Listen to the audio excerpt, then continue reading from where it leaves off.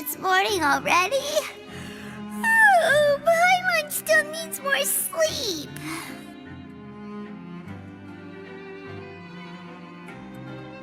Huh? Wait, look over there! Isn't that... It's one of Linny's cards! Let Paimon see what's written on it. Maybe you haven't heard, but today is the monthly free day. Everyone has the day off today, which makes it the perfect time to do some investigating. It's been a while since we last talked. Have you been making any progress lately? Let's meet at our usual spot in the factory area before lunchtime. I have new information. Ooh, today's our lucky day. We have the day off. From the sound of it, Lenny's been making progress with his investigation. Wonder what he's discovered. We still have some time before we meet up. Let's talk with the people here for a bit more before we go.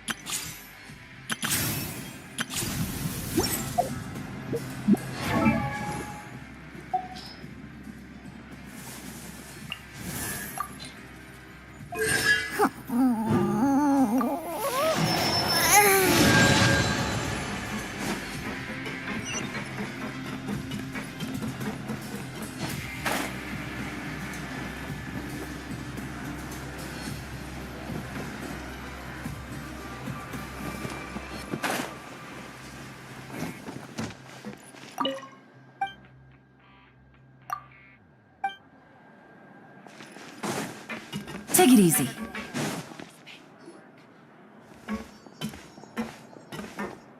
There's a group of people over there. Let's go listen in.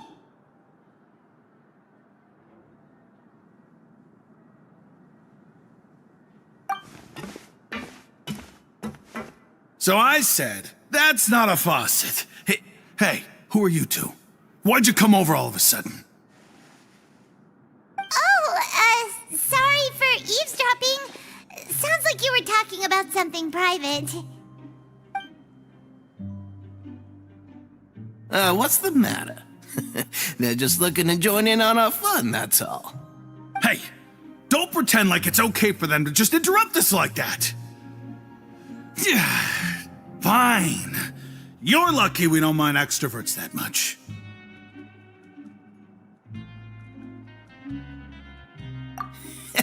You hear that, Quisto? What nice! Your expressions tell me you're looking to hear some juicy info, am I right? But before that, it just so happens that I know you two. Really? Are we that famous? You kidding? How often does anyone get a personal tour led by His Grace himself? Practically everyone was talking about it. Word has it that you also caused quite the kerfuffle. A little mistake, huh? I like the way you put it. You see, people with a good attitude can join our group anytime, unlike some of the others here. Your group? I'm Quisto, and this is Lavaroon. People usually call us the Bombshell Bros, but don't worry, we're not playing with bombs or anything. It's just that our information is always so explosive, and we blow minds on the regular. So, you two really like to gossip? Whew, you sure know how to embellish. No, you don't get it. Knowing intelligence will make things better for you here.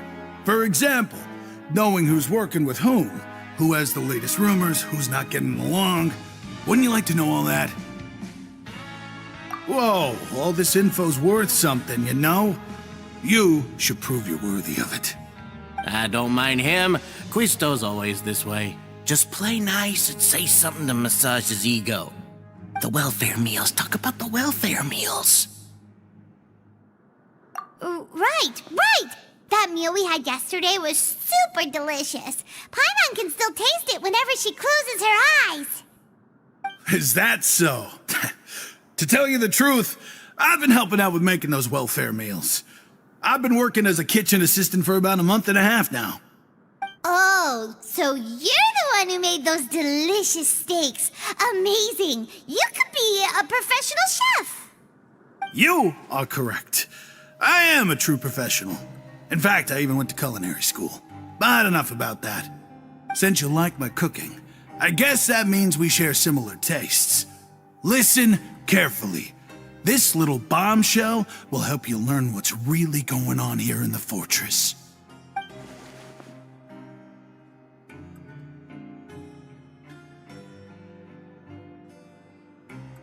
Listen, kids. The power structure within the fortress is quite complicated. The overworlders couldn't care less about us down here. We're basically dogs to them. You've already met the one person here you should never cross, the Duke, Risley. He knows more than you think. And if he doesn't care about something, then he often doesn't bother dealing with it. Those who have the Duke's attention get all kinds of special perks, even better treatment in the infirmary. I know who you mean. It's that Jurier character, right? I don't think there's anything useful about him at all. Why does he visit the infirmary practically every day? Is it normal for anyone to be going in and out of there so often? If you ask me, he's just faking it to get out of work. But did you know that Jurier was a talented researcher from the Fontaine Research Institute before he came here? There's no denying that. I don't care if he was a researcher that could turn dirt into Mora. Once you're in the fortress of Meripede, you're just another inmate like everybody else.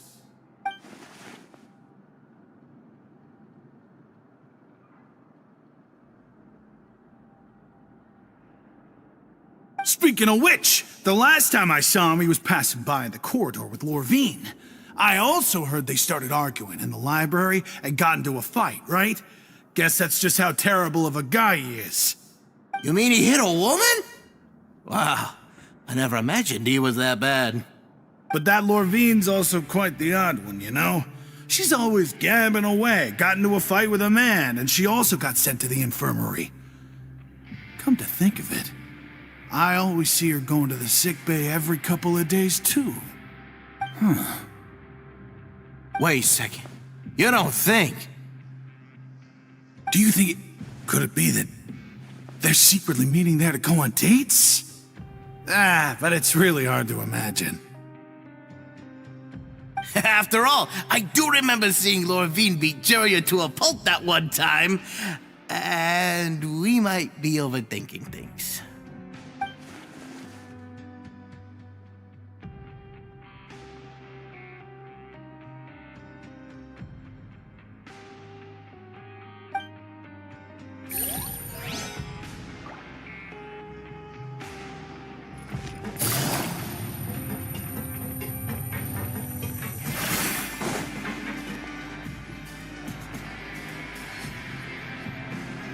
Look, there are some people talking over there. Let's listen in on the conversation.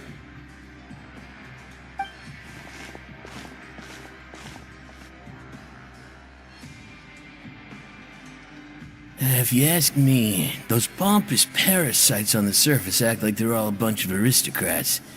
Do any of them give half a hoot about a bunch of dogs like us? Hey, speak for yourself, mate. I'm no dog. Oh, you think you're special or something? If you're here, then you're just a convict like the rest of us. I've heard that even if you're released after serving your sentence, going back to life on the surface ain't any better. Once a criminal, always a criminal. We're marked for life. I don't buy that. Hey, how cool would it be if the whole world was destroyed by a giant flood and everyone had to start over from nothing? What kind of filthy bilge water you spewing? I have family up there. You best shut your sewer hole with talk like that. Listen, things ain't so great on the surface, but who says that you have to leave? I've heard that you can still stay here and work even after you've served your sentence. Not bad if you ask me. Who wants to live in the ruddy overworld anyway? And what makes you think they want to hire someone like you? That's one of the great mysteries of the universe, how someone as useless as you is so confident. Whoa, Sounds like they're really unhappy about the overworld. Speaking of which, Paimon never heard anyone use the words overworld or underworld when we were living up there. Is it only something the inmates down here say? That's true.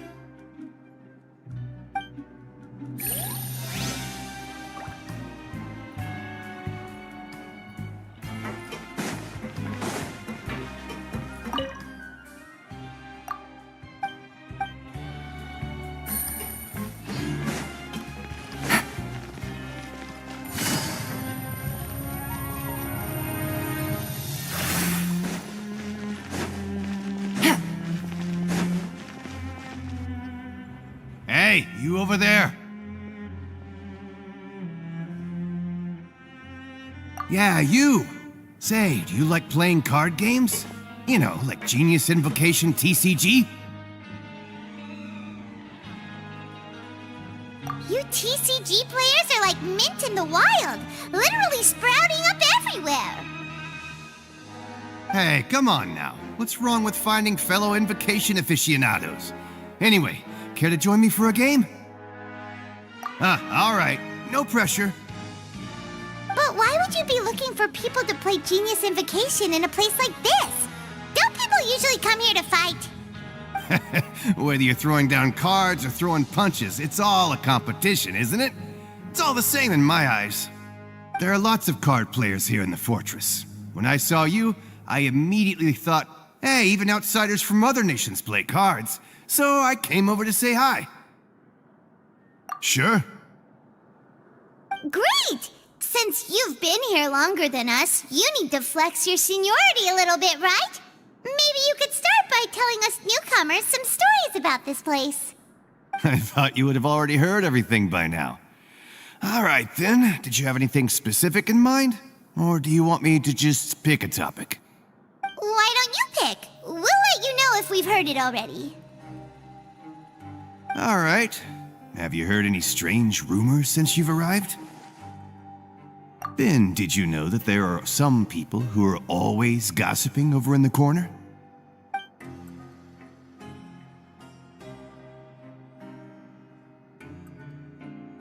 Yeah, so you've already met those two. They're quite a pair.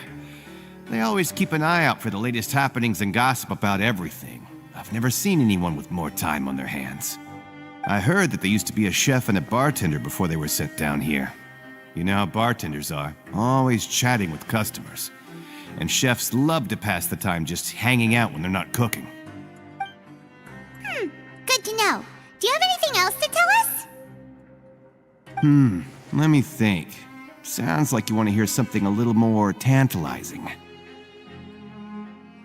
Oh, did you know that the Duke was also a convict in the fortress of Meripede before? Huh? Wait, are you serious? That's right. The Duke was an inmate just like you and me. Seems he was exiled here for committing some crime. Who knows how he ended up rising up to become the warden, though. To go from an ordinary inmate to becoming the manager of the whole place? I'm not gonna lie, I kinda respect that. A forbidden zone? Sounds like something that someone just made up. I've never heard of that. Where did you hear about it?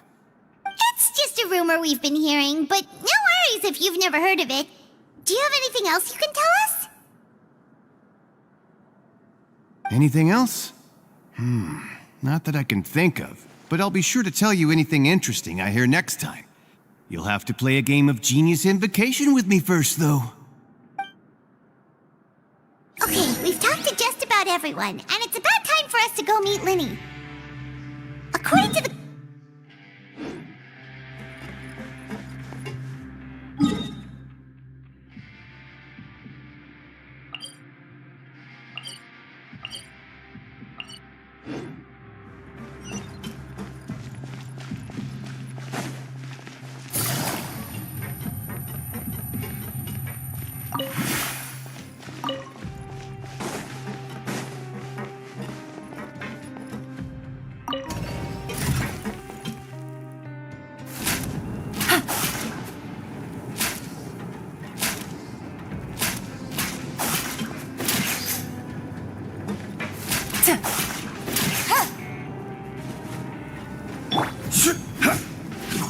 Yeah.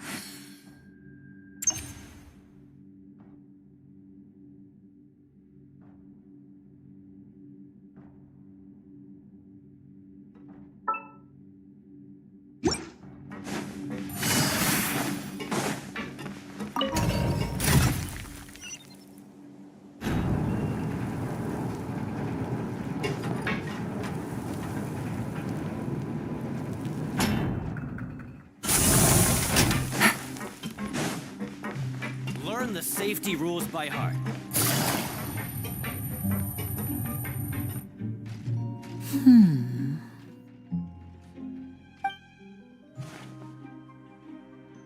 Huh?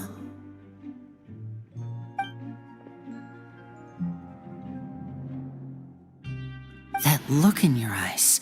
You found something?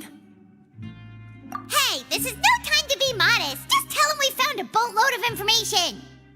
Oh, as expected of the legendary duo, you have my full and undivided attention. I'd have never guessed that myself. The rumors swirling about this place are unreliable after all, and Master Child probably went missing because he found a way out. He is a harbinger after all. I suppose he's much more resourceful than I initially gave him credit for. Unfortunately, this isn't enough for our final report to Father. We need to find out Master Child's exact whereabouts. Father told me that even though Master Child said he was just coming to Fontaine for a vacation, he actually had some personal reasons. His agenda might be linked to his disappearance.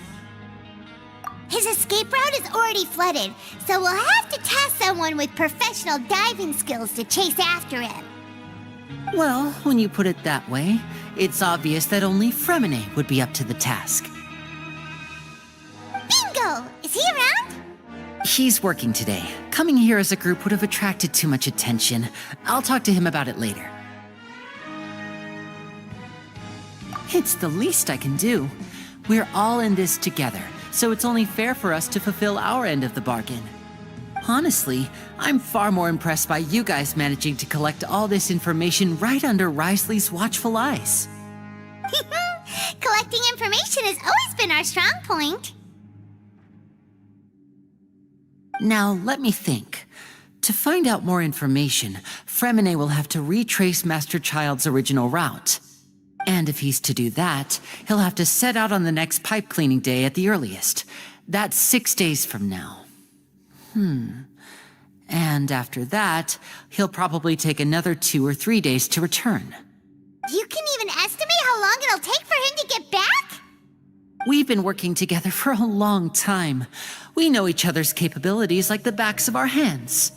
Traveler, what say you to meeting here 9 days from now? We'll be able to pick up Fremine while we're at it, too.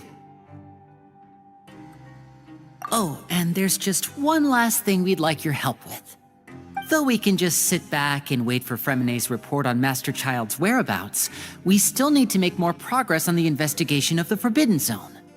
Fremine's no master of disguise, Lynette's still working on getting intel from the other areas, and I'll need to spend some time helping Fremine prepare for his diving mission.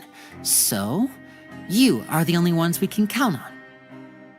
What do you want us to do? Will it be hard?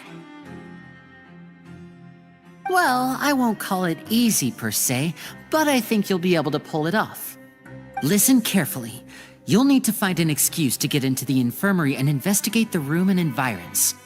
You've mentioned several sketchy-looking people always meeting at the infirmary earlier, so it probably has something to do with the secret we're hoping to uncover. You've already met the head nurse, so she'll be less suspicious of you. Investigate the internal structure of the infirmary and any active dealings within, and pass those on to me alongside anything else you're able to discover. But also, there's no need to take risks. Don't forget, safety always comes first. My apologies, I just started rambling out of habit. It was almost as if I was talking to my younger brother. But that's not a bad thing, right? All right, then we'll head out as soon as we finish our prep. Let's go our separate ways for now, then. Don't forget, we meet here again in 9 days. Stay safe.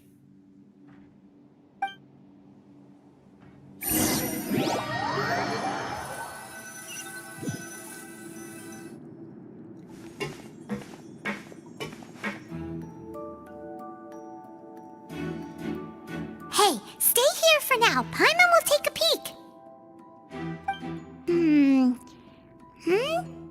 There seem to be several people inside.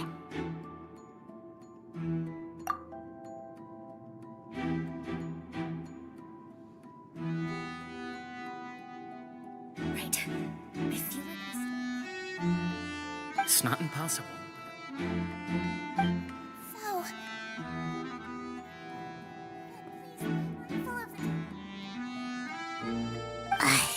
It's a bit hard to understand them from here, so why don't we just try to talk to them in person?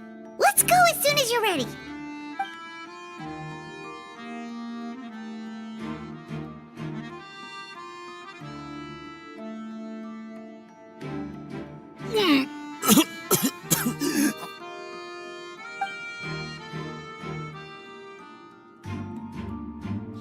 Someone, please help! He's sick!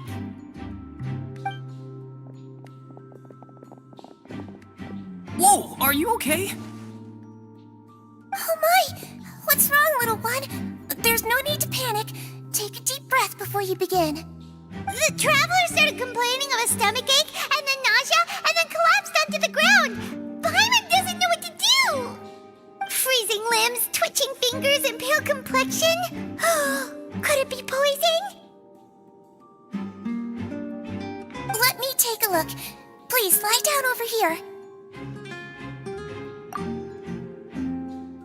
Don't worry, I'll get you to the bed safely. Here, hold on to my shoulder and walk slowly.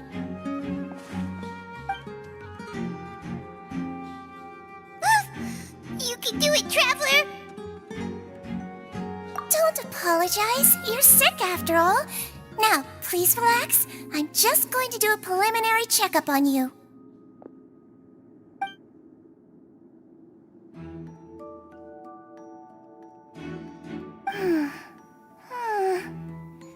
I see now. My checkup has confirmed that he's not in any mortal danger. That's our worst fear out of the way. Eh? Oh, that's good. But... I'll continue my diagnosis of the patient now. Please, relax and take a deep breath.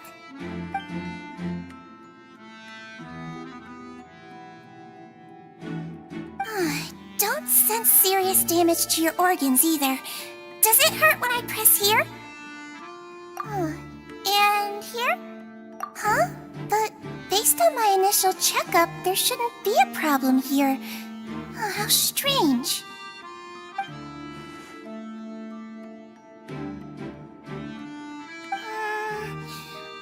What about here?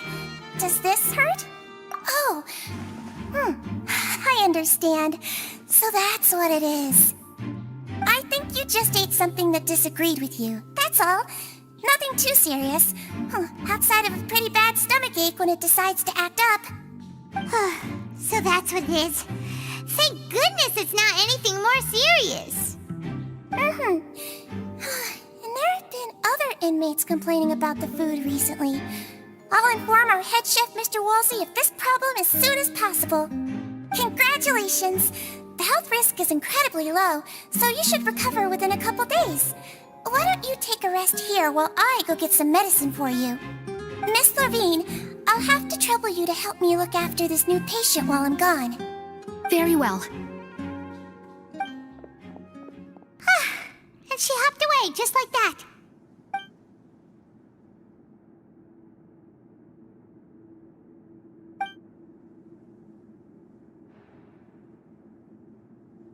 Hello. So how are you feeling now?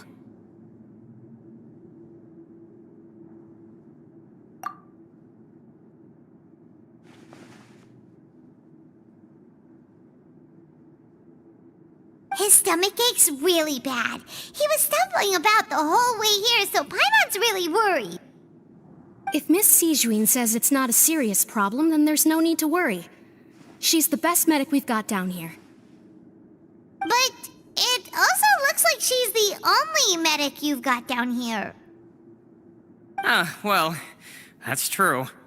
What do you mean, that's true? That's really misrepresenting the situation. Of course I can't speak for the whole fortress, but it's not like everyone imprisoned here is useless, you know? Though they may have committed crimes and gotten locked up here as a result, they still know a thing or two about medicine, and they help Miss Sishuin take care of the sick and injured. Yeah, you're right. But did you have to lecture me about it in front of another patient? Aren't you a patient too? Where did all your energy come from? That's correct.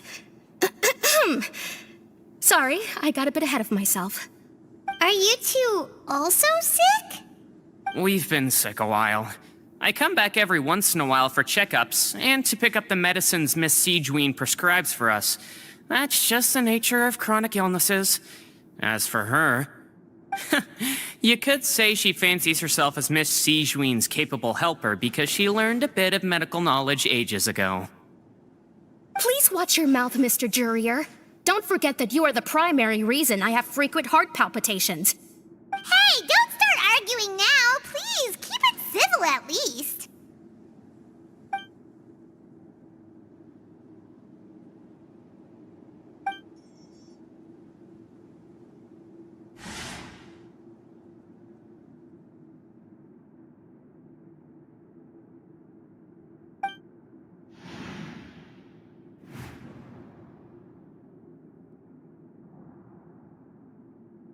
Hey! There's no need to fight! Everyone will be released someday, so there's no need to argue over silly things like this! But...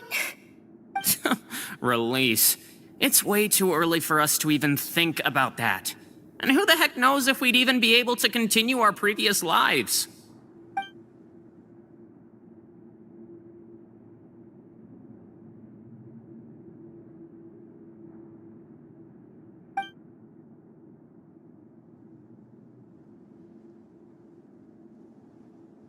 Please allow me to end this boring and useless conversation.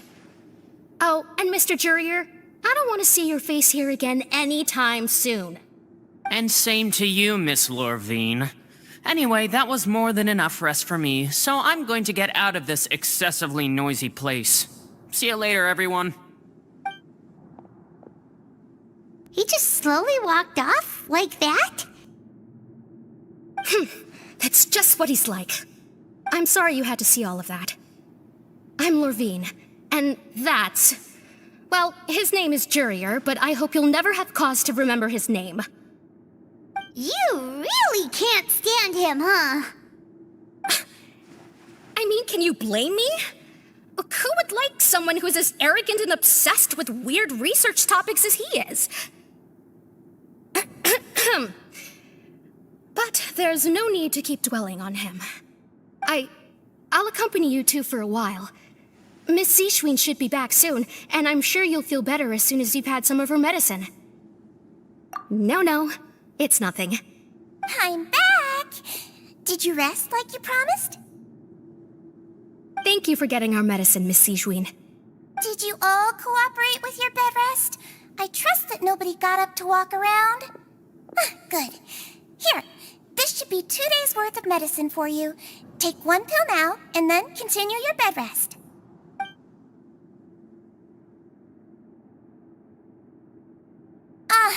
Miss Lorvine, I left a in a bit of a hurry just now. Do you still remember if we discussed the color of the pill that you should be taking today? I remember. You said it should be yellow.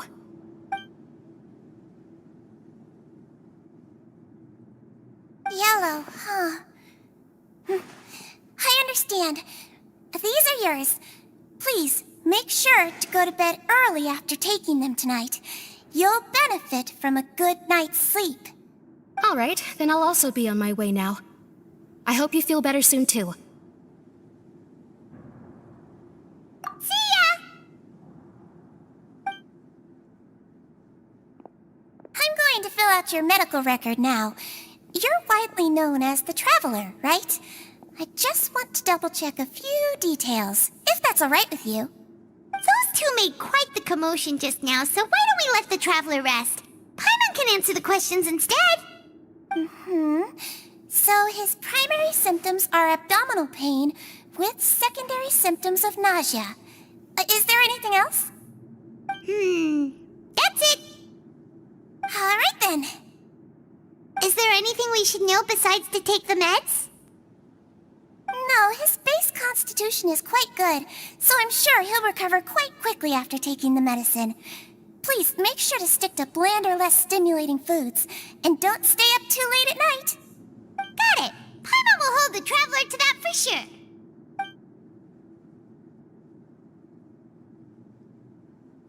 Oh, you're going to take a nap already? Okay then, you get some rest.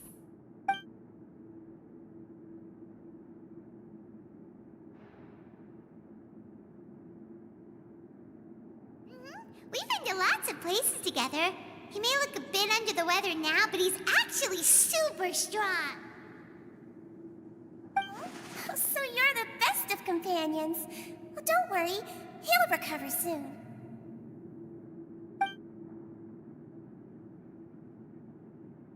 Ah, you're awake.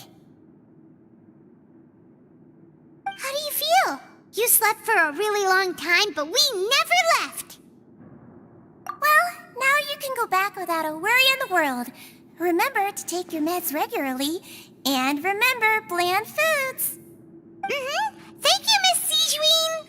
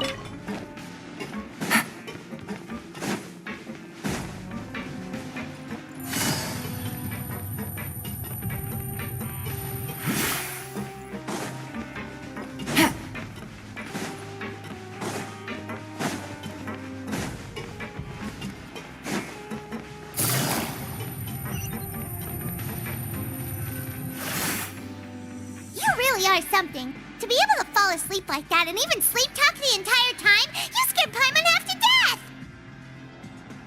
No, but you kept mumbling things along the lines of, Pyron, don't take my grilled fish, and put down the Adeptus Temptation now! Paimon talked with Sijuin the entire time you were asleep. She seems like she's just a sincere nurse, and Paimon didn't notice anything unusual in the room. Are you sure we're not going off track with the infirmary?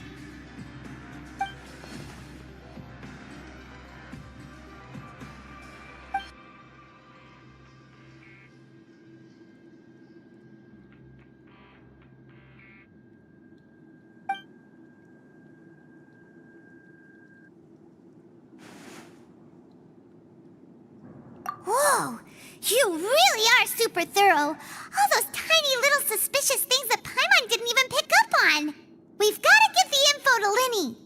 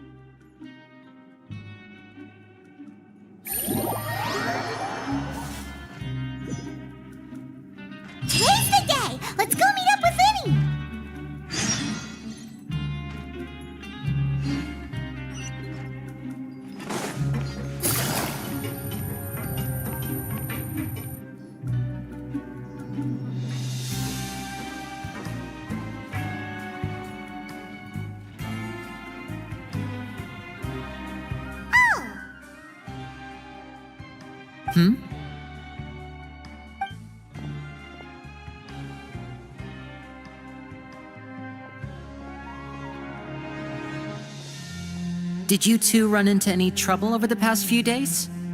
No, we just worked our shifts according to the schedule. Nothing weird happened. That's good. That means you didn't raise any suspicions when you infiltrated the infirmary. We've taken a look at the slip you've sent. Fremine successfully left the grounds via the pipes 2 days ago, and as of last night, Lynette has also infiltrated the infirmary after faking an illness. Wait, why is she getting involved as well? You already went above and beyond when you scoped out the infirmary. To put it more bluntly, even if we were to view that as something you did in exchange for Fremine's help, you've already done more than enough. Infiltrating a guarded stronghold is a different kind of job from a one-off investigation. We want to avoid using the same faces over and over and reduce the amount of suspicion that will fall on any given person. Lynette also felt like you have already taken the first step for us, so she should be the one to finish the job. So that's what Lynette thinks. Oh, Paimon hopes everything's going well for her.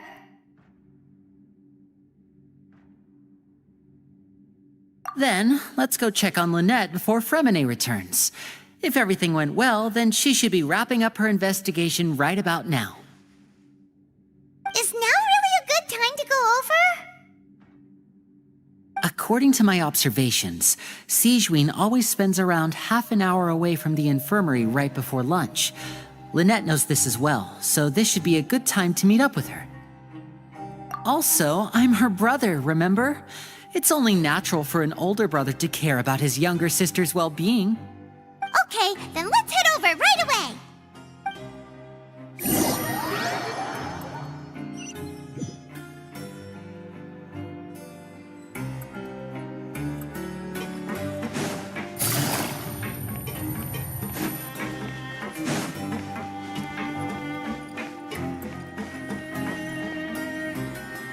Lynette should be here right now. Huh. Strange. Lynette? As expected, Sigewinne isn't here, but why isn't Lynette here? No, Lynette rarely deviates from the plan. We agreed that if she were to make changes on the fly, she'd find a way to let me know. Unless... Let's see if there are any clues around here. We can look while we wait for her. Who knows? Maybe she'll be back soon. Okay.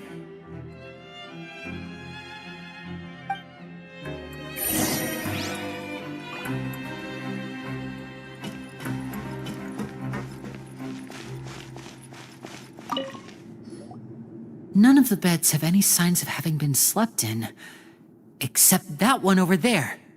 That's the one Lynette must have used, right? You said she was pretending to be sick. She would have said her migraine was having a particularly bad flare-up. Generally speaking, the head nurse would then ask her to lie down and rest, while she left to retrieve the medication.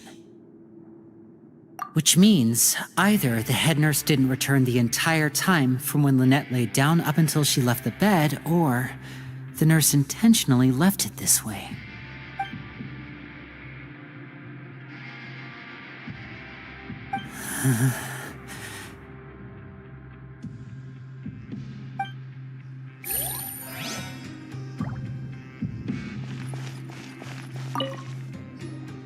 There are some books here and a few files. They all look like medical records. Advanced nursing, how to raise the spirit of your patients, a quick guide to the psychology of emotions, and the meaning of laughter. These sure are some interesting books. Who knew Sigewinne would be interested in these kinds of things? She even has books on understanding people's motivations and feelings. Is it because she's a Melusine? Or does she have a need to understand her patient's emotional state? Seems quite normal to me. These are skills that would come in handy for a nurse from time to time.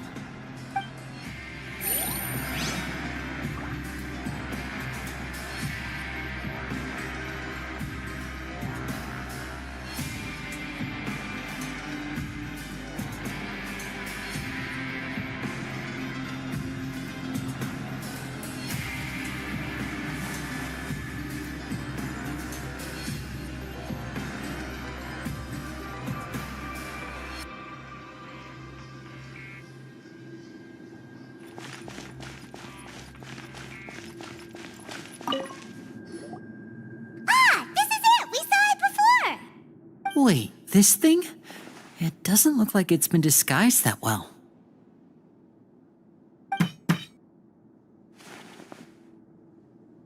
The space behind it is empty.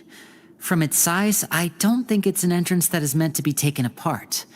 There's probably a mechanism around here somewhere. Could Lynette have tried to get inside? But if that's the case, she would have contacted me for sure.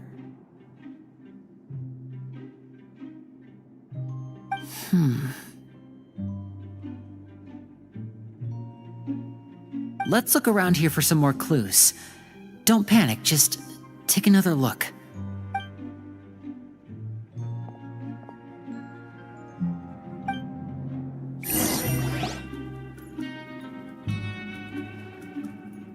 Hey, you guys, there's a slip of paper over here! A slip of paper? It's right over here, and there's a bunch written on it too. It reads, "Out of respect for your usual practices, I'll use a piece of paper or card as the medium to pass on my message. You may consider this as me giving you my best regards." This is... Is that all? The back. This is... Show me! Now!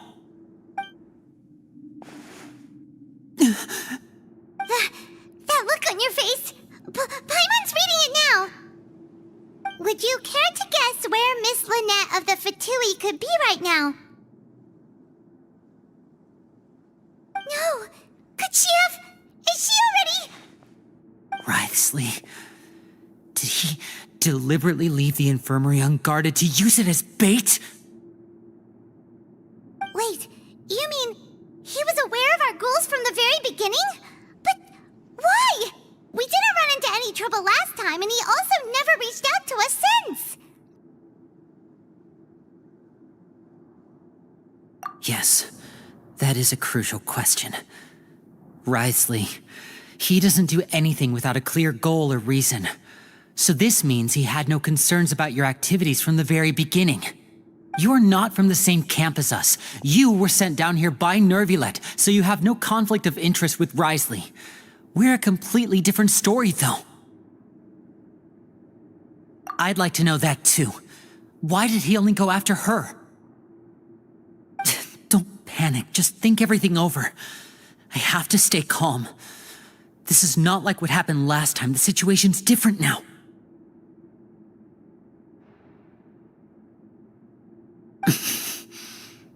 Wait, you're right. Wait, but that means... The fact that Fremine was able to leave the grounds, could Writhsley have him go as well? But what does he gain by letting Fremine leave like that?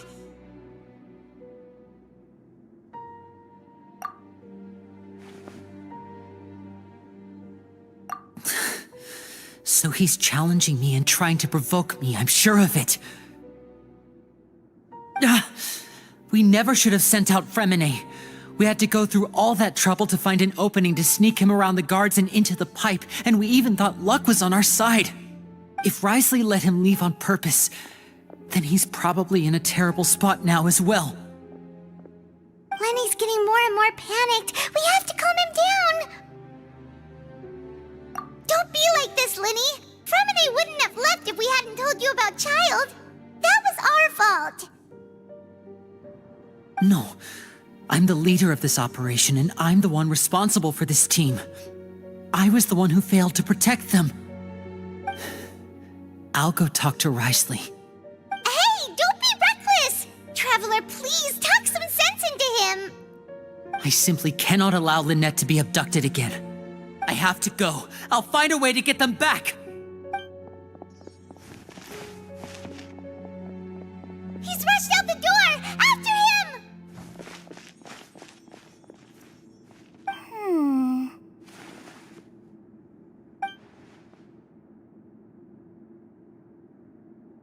Right. I feel like we still have some room to make changes on these details. It's not impossible, but it'll require extensive testing. Is that so? Very well. Then please be mindful of the time. Huh? Is someone? Pack everything up. Whoever's outside is eavesdropping. They'll probably come in once we stop talking. Someone! Please help! He's sick!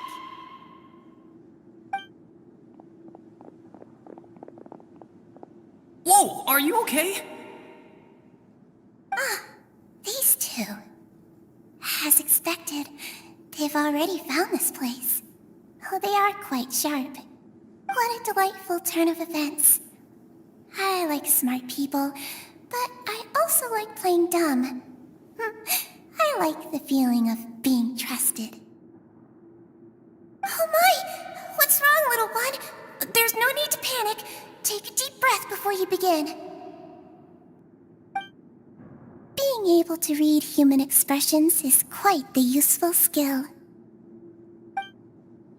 Wait! Wait! It's no use. We have to catch up to him. He's already out of sight. How is he so fast? Let's go head him off at Risley's office.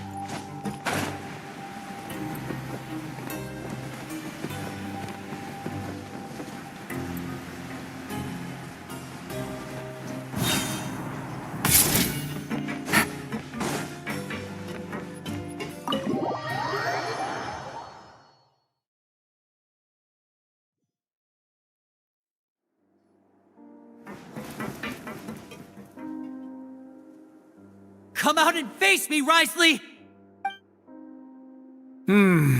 Aren't we at an administrative office space? Why don't you at least try to follow even a couple rules from the fortress's indoor management regulations? What did you do to my sister? I ran into the young miss at the infirmary. I'd heard that she was suffering from quite the migraine, so I decided to invite her over for a cup of tea. I do have some teas in my collection that can work wonders against such an illness. Stop joking around! Where did you take my siblings? I have also heard that your performances are quite the spectacle. Miss Lynette would sometimes enter a box filled with water, only to emerge the next second from another place altogether. Maybe she'll appear behind you right now if you were to turn your head. Is he trying to trick me into turning my head? No, he's probably not looking to attack me right now. All of the hostages are in his hands, and he's even in the mood for small talk. That means Lynette is probably still alive. You knew we were investigating the infirmary from the start, so you deliberately aroused the traveler's suspicions and baited us into continuing our investigation, just so that you'd be able to kidnap Lynette. As for Fremine, no, you probably didn't even interfere with Child's escape. You let him go, so you could purge the Fatui members that we had planted into your ranks. There was no need to do so. The fortress of Meripede is a pretty pleasant place. Most people enjoy their lives here. The only ones who act differently are those with personal agendas. It was quite easy to identify your colleagues. You removed our original members and spread the news of Child's escape so Father would assign our team to come down and investigate. Fremine has also fallen into your hands, right? If you're oh so omnipotent and so in control, why would you need hostages? One correction. Lynette is in my hands right now, but Fremine is not. He's not? What do you really want?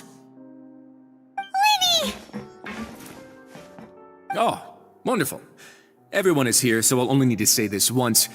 Thank you so much for cooperating with me. Eager and to the point, I see. Alas, only Miss Lynette is currently having a cup of the fortress's finest tea. Although, as per your original plan, Mr. Fremine should also have returned to the fortress by now. But he has neither shown up within my gates, nor has he been taken into any kind of custody. So where do you think he may be right now? Wait, you can't mean... You locked him outside in the sea? I closed the fortress's gate to the outside world. That's all. Fremine's a star diver, so he should be fine, right? No, we're still here, so he'd definitely try to find a way to come back for us. So we can't assume he might have made a break for the surface. But why would I do this, you may be asking? To have an audience with you, of course. My intel tells me that Mr. Linney is a great magician, so it's only natural for me to want to have some cards of my own when it comes to negotiating.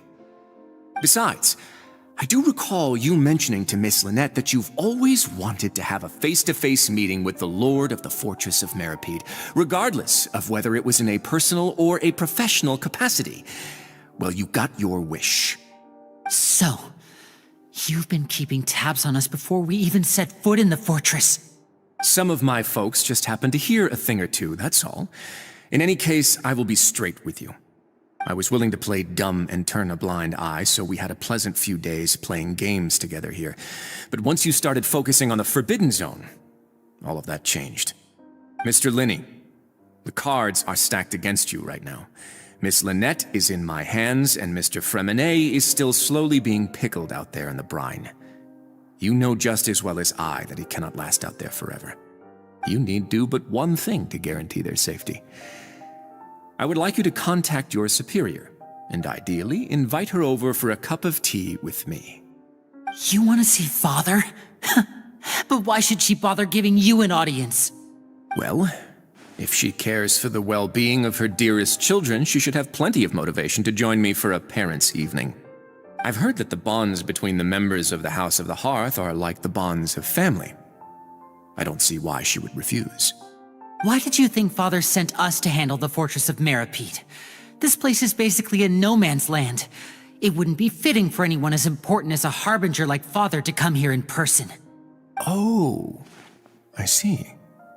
So it's because she doesn't care for my place here. That's such a shame. After all, I've amassed quite the tea collection. I was looking forward to sharing it with her. Both Monsieur Neuvillette and Lady Farina have already received many samples as gifts. Was this the extent of your master plan to get to Father? No matter how much pressure you may put on me, I won't allow you to use us to blackmail her. You people really are difficult to get along with. All I'm asking for is a face-to-face conversation. Does she truly have no interest in the fortress's secret? Mr. Linney, you have one last chance to invite your father here. If you refuse... Linny!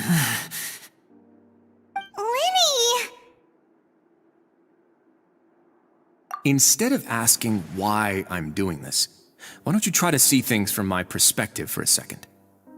From the very beginning, the Fatui has been actively infiltrating my fortress. I gave you a warning by cutting off the first few operatives I found, but that only caused you to double down. Had you given up on the fortress then and there, I'd have no reason to want to talk. Mr. Fremenet left the fortress on his own, and Miss Lynette tried to pry out my secrets right in front of me. No matter how you look at it, the responsibility for this falls on you. I shouldn't ask Father to do anything because of us. 6, 5... Wait, 2, 1. Time's up. It really is a shame, Mr. Linney. Risley! Negotiations have broken down. Please leave, ladies and gentlemen. It's time for my afternoon tea. Yeah, listen to the Traveler. If you can't talk to Linny, can you at least talk to us? You do realize that I'm only letting you go because of Neuvillette, yes? You're here helping him out, and I've already done my best to stay out of your way. But that doesn't mean you can just do whatever you want. The fortress may be small and remote, but it still has its own set of laws.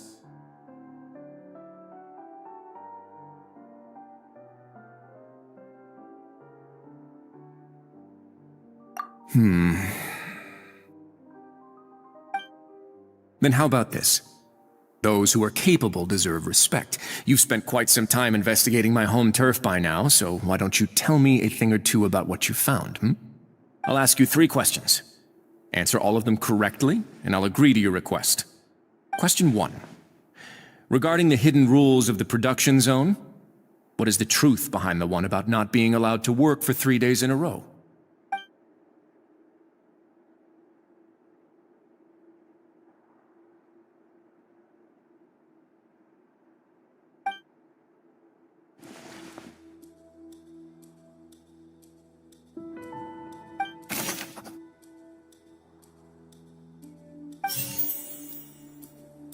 I've been told that the infirmary is always empty for the half hour just before lunch. But the Fonta promoter has been struggling because he doesn't recognize the real value of coupons. We often see Miss Sijween observing the prisoners at work near the production zone. It seems like she can perceive the general state of a person's health just by looking at them. Fonta's internal report suggests that they're starting a new trial of an unnamed and unpackaged product. But the product has to undergo a trial because even Fonta's own employees have a lot. The research notes said that the Melusine race perceives the world very differently from humans. As a result, the Melusines have, according to Collins, we often see Miss Fonta's internal report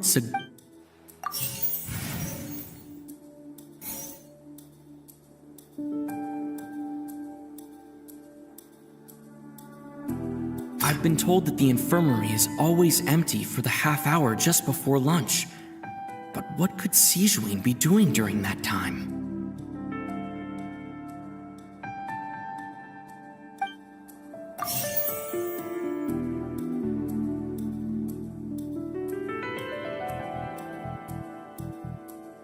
The Fonta promoter has been struggling because he doesn't recognize the real value of coupons. Meanwhile, the Duke believes that only idiots who don't understand the value of coupons will spend them on Fonta.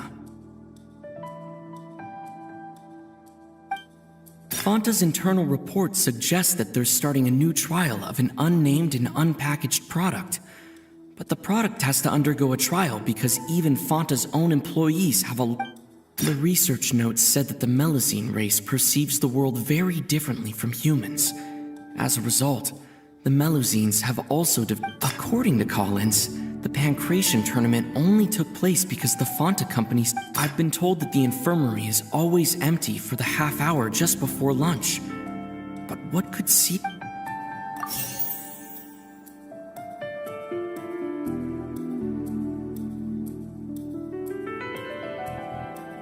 The Fonta promoter has been struggling because he doesn't recognize the real We often see Miss Sijween observing the prisoners at work near the production.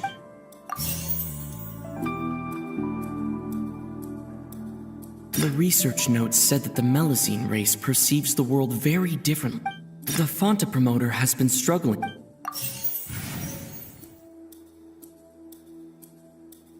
The research notes said that the Melusine race perceives the world very differently from human. According to Collins, the research notes said...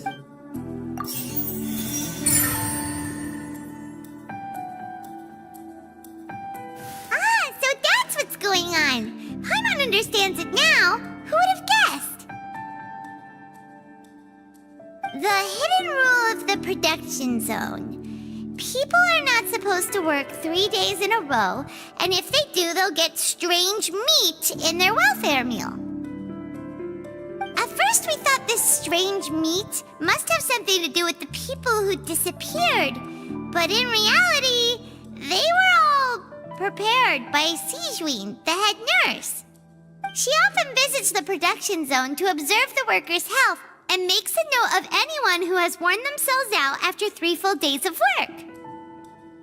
Out of her sense of duty as the head nurse, as well as her genuine concern for the workers' health, Sijween visits the cafeteria right before lunch and cooks an extra dish for those who can use the stamina boost. Sijween has only the best intentions with her surprise gift and doesn't want anyone to find out about what she does. However, unfortunately, Melusines as a race perceive the world differently from humans, and their sense of aesthetics is even more alien to us. The recipients of her lovingly prepared special meals cannot taste the care within and usually just freak out. Are we on the right track? Not bad.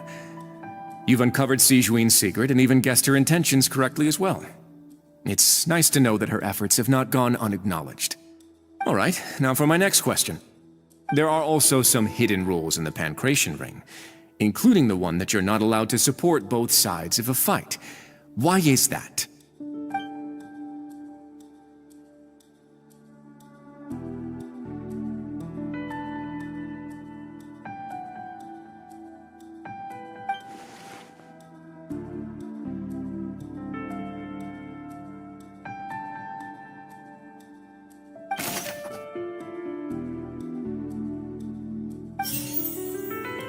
I've been told that the infirmary is always empty for the half hour just before lunch.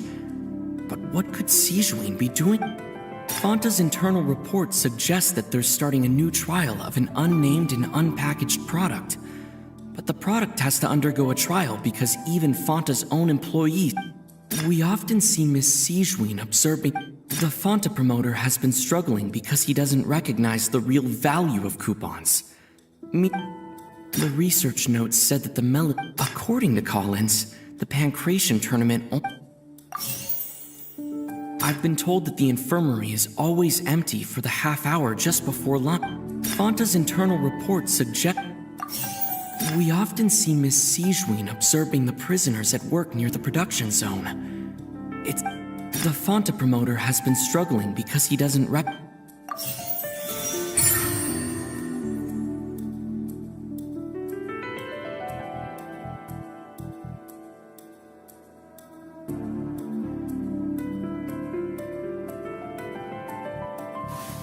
Paimon gets this rule too now, so there really was nothing to be afraid of.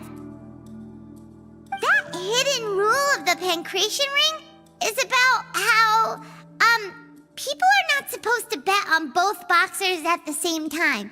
And if they do, they'll receive a package containing a strange, blood-colored liquid. People get scared when they see it because they've subconsciously begun to associate it with the missing boxer. But really, it's just a bottle of the latest yet-to-be-named and packaged new Fanta trial product. A blood-red drink. It's no wonder even Fanta's own staff were questioning the company's decision-making. The company, facing backlash from its own staff, decided to try to trial the product on a smaller scale to see how it might be received by customers. They came to the fortress of Meropide and offered to sponsor the Pancration tournament so they could push their new product. But the Duke completely refused to even entertain the idea. The Duke, knowing how valuable coupons are in the fortress, knew that only total idiots who didn't understand their true value would bother buying a Fanta product here. And so, only those who proved their stupidity by being dumb enough to bet on two opposing sides of the same match were selected to receive the drinks. I acknowledge the effort you've put into bringing the truth of this mystery to light. Although, based on your description, that Fanta promoter is a bit too careless with his words, I may just reconsider my collaboration with the company. All right, and here's the final question. What's the secret behind our head nurse and all of her patients in the infirmary?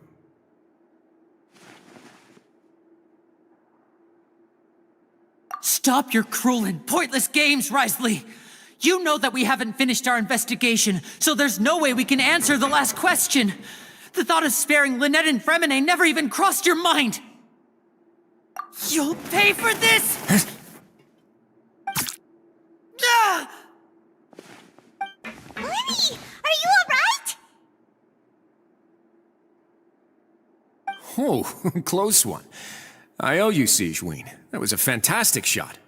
It was nothing, Your Grace. Sijuin? Though this gun may look like a toy, it's actually fully functional, as I just demonstrated. Sijuin... You... Not at all. I am merely a resident of the fortress, and thus protecting it is my duty. When Monsieur Nervulette asked me to come here, he told me that my job would be to take care of the well-being of everyone here. I am merely discharging my duties. But if you mean what you just said, then isn't Linny someone you should be looking after as well? Isn't he a resident here just like the rest of us?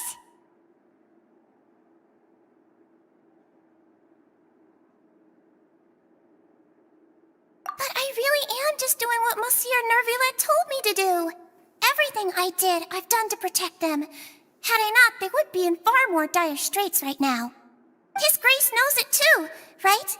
Your Grace? Mind proving my innocence to them? My dear Sigewinne, whatever shall I do with you? Would it have killed you to just wait another minute or two? Well, it's nearly time after all. The way you do things can be truly frustrating sometimes, Your Grace. I figured I should try to talk some sense into you. What are you talking about? What time? Take me if you want, but let them go. How touching. Can you just give me one more minute? Don't be like that, Your Grace. All right, everyone, calm down. 2 more visitors will be arriving any time now. I'll go get a cup of tea. Miss Sigewinne, I leave Miss Lynette in your care. What are you doing? I believe I hear footsteps.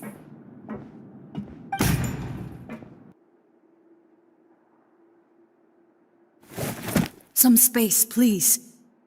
Ah, Miss Clarande. My door. Fremine. Fremine. What's going on? What is Clarande doing here? Work. I'm sorry about shooting you, Mr. Linny. The tranquilizing effect will begin to wear off soon. Please take it easy in the meantime, though. What happened to Fremine?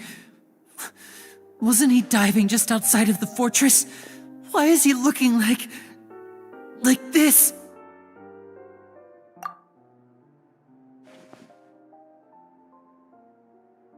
A flushed face, an accelerated pulse. He must have consumed primordial seawater. What did you say? Please, make some space. I'll need to give Mr. Fremine a more thorough checkup. Your Grace, I'll leave the rest to you. I'll talk to Clarande while you get Fremine to where he needs to be. Everything else can wait.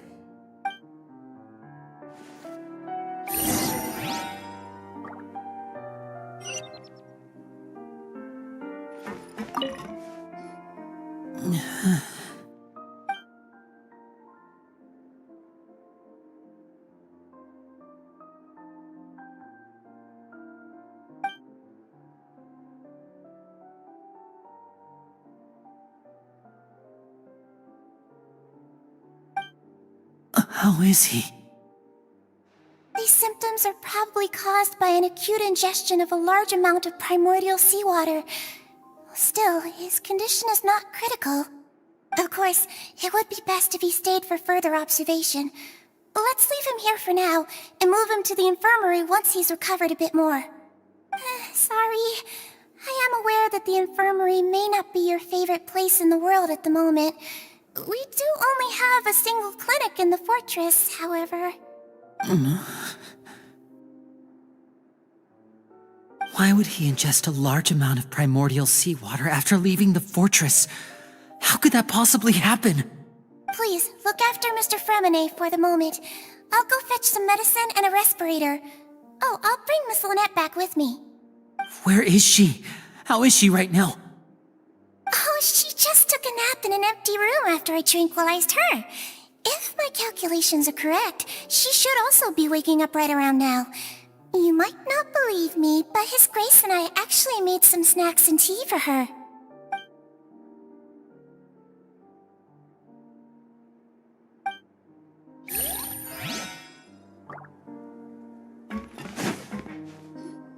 What's that look on your face? I thought I made good time on the way back. Oh, I'm just admiring your punctuality. Had you arrived just a few minutes later, Sigewinne may have been forced to shoot Mr. Linny again. How's the situation out there? The water has changed. It's pretty much as expected. The concentration of primordial seawater has increased significantly. I was only out there a short time, so it wasn't too bad. But if one were to stay for any significant amount of time, well, you can see how that boy's doing. Where was he when you found him? The abandoned zone at the end of the pipes. A good distance into the water. Closer than I thought. He must have recognized it early on and tried desperately to swim back. Locking the door was necessary. I don't think we could have saved two.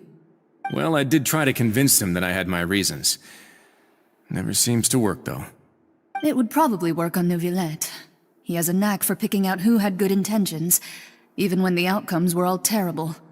It's a bad sign if you're having to plead your case to Neuvillette. Want some tea?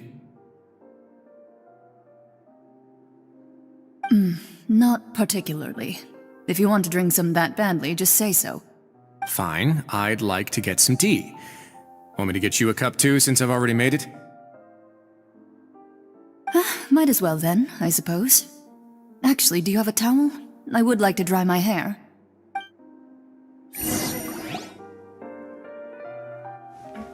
Linny, are you okay?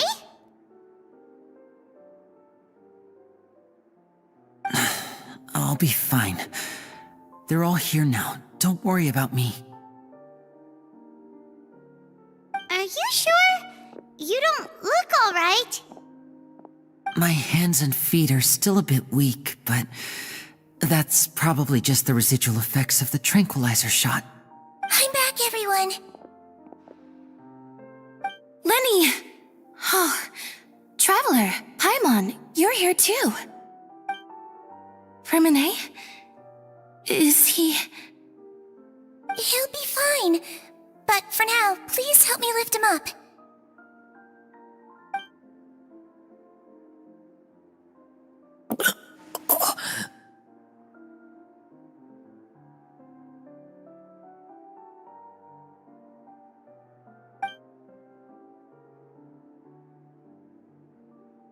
His breathing's beginning to slow down. Give me a hand and help me get him to the infirmary.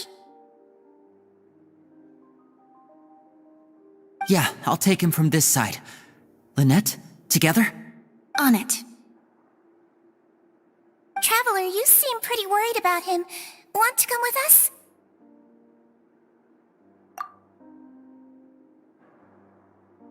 The Duke and Clarande are gone. They probably went to get some tea. The Duke will explain the truth in just a bit. Miss Clarande will need a break, since she only just returned from rescuing Fremine out of the sea.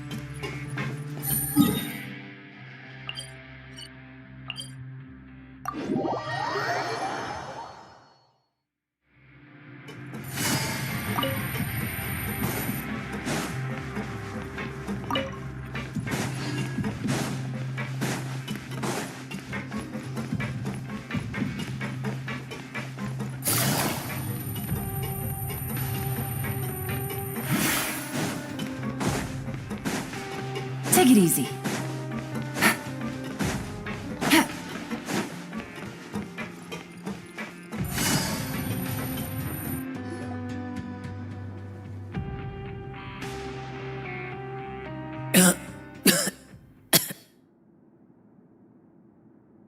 He's awake. Fremine, how do you feel? Lenny. Lynette. We're all here. Where am I? The infirmary, at the Fortress of Meripede, Mr. Fremine. And you are no longer in any danger. How do you feel? Don't push yourself if you're not feeling up to it. Traveler, Paimon, it's been so long. The sea! There's something wrong with the seawater. Shh, it's okay. We can talk about it after you've recovered. No, listen to me. This is really serious. There's primordial seawater mixed into the regular seawater. I don't know why it's there, but no one should touch it. Pipes. Right, the pipes. It's all coming back to me now.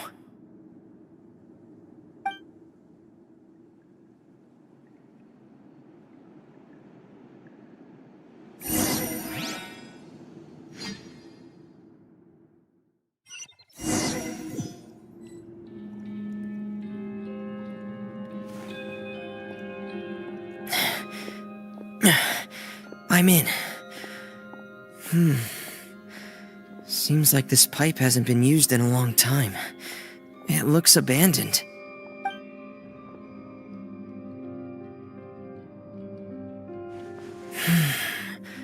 Where could Master Child be?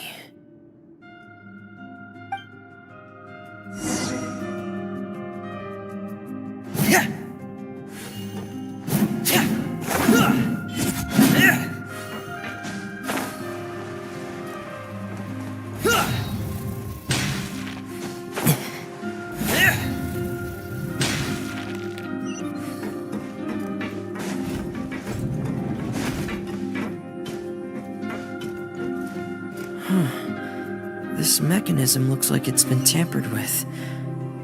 Could he have done it?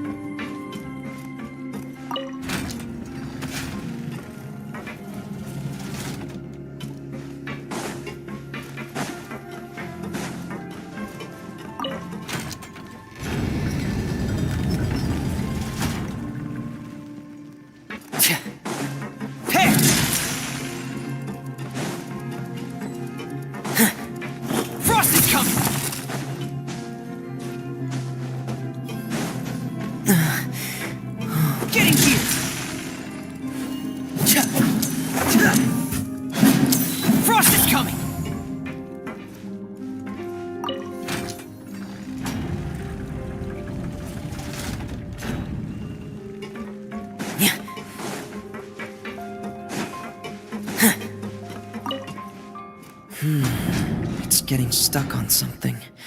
Seems like I'll have to avoid those obstacles while I turn it.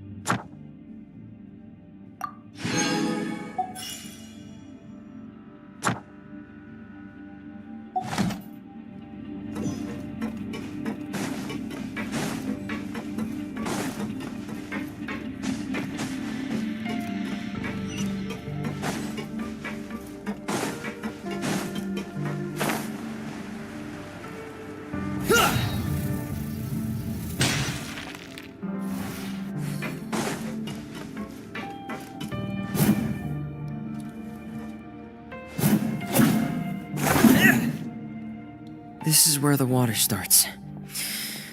Okay. Master Child probably dived into the water. I'll go take a look as well.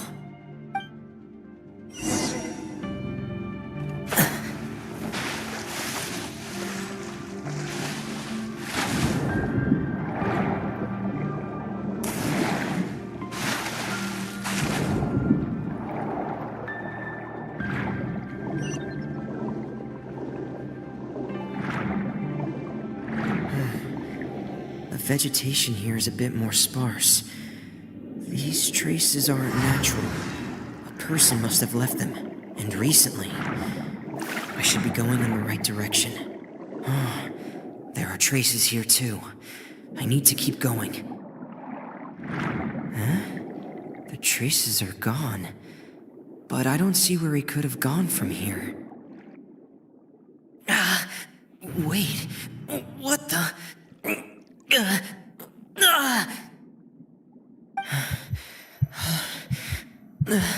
My heart is racing, and it's getting harder and harder to breathe.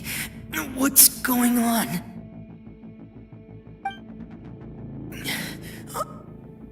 No good. I have to get back.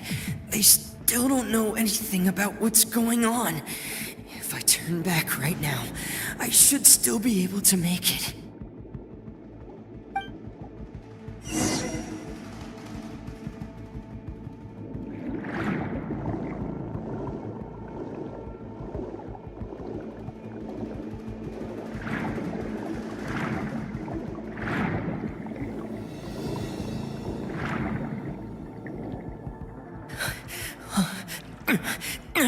I can't die here.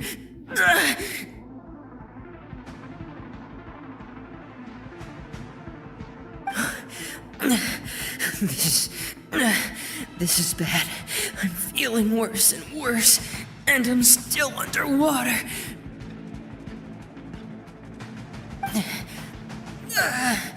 I have to push on.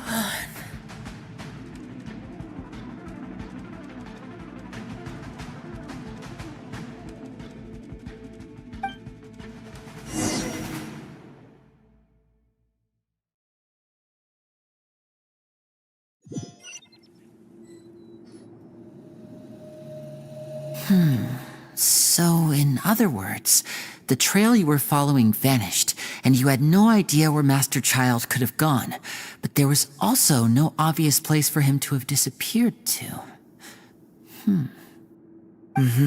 That's right. I tried my best to swim back, but I had already put some distance between myself and the fortress, and I just couldn't find the strength to keep going. I probably passed out some time after that, and you know the rest. Miss Clarande brought you back, but we also don't know why she just suddenly appeared at the fortress, or why she went out to save you. Miss Clarande, you say? I must go thank her in person. You're still too weak for Monet. You can go after you've had some more rest. Miss Lynette is right. I believe Miss Clarande will stay here as a guest for another few days, so there's no need to hurry. A guest? Then I can assume Risley was the one who invited her to come down here? You should ask His Grace about that. He'll be able to explain better than me. Yeah, it's about time he actually told us what's going on. Wanna come with us, Liddy? No, please go on without me. I don't want to leave just yet. Lenny. The logical part of my brain is aware that we're safe right now, but I still can't bring myself to leave. Both of you are just in danger. Understood. Then let's just sit together for a while. In that case, I'll leave the infirmary to you. The Traveler and I are going to head out for now. As long as you stay in here, I don't think you'll be disturbed. Thank you.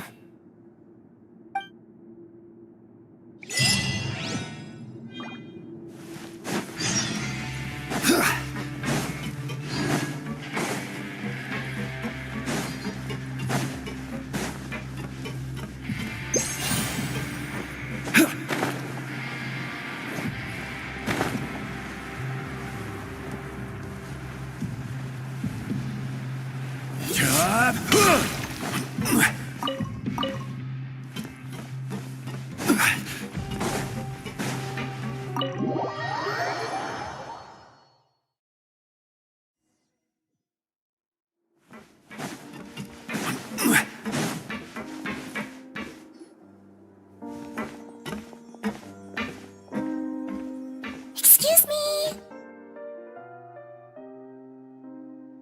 I take it Mr. Fremonet's condition has stabilized? Of course! I wouldn't have left the infirmary otherwise.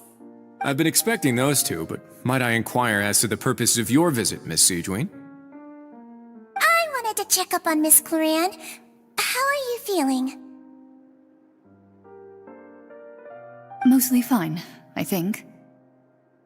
If you don't mind, I'd like to perform another quick physical exam. It'll just take a few minutes.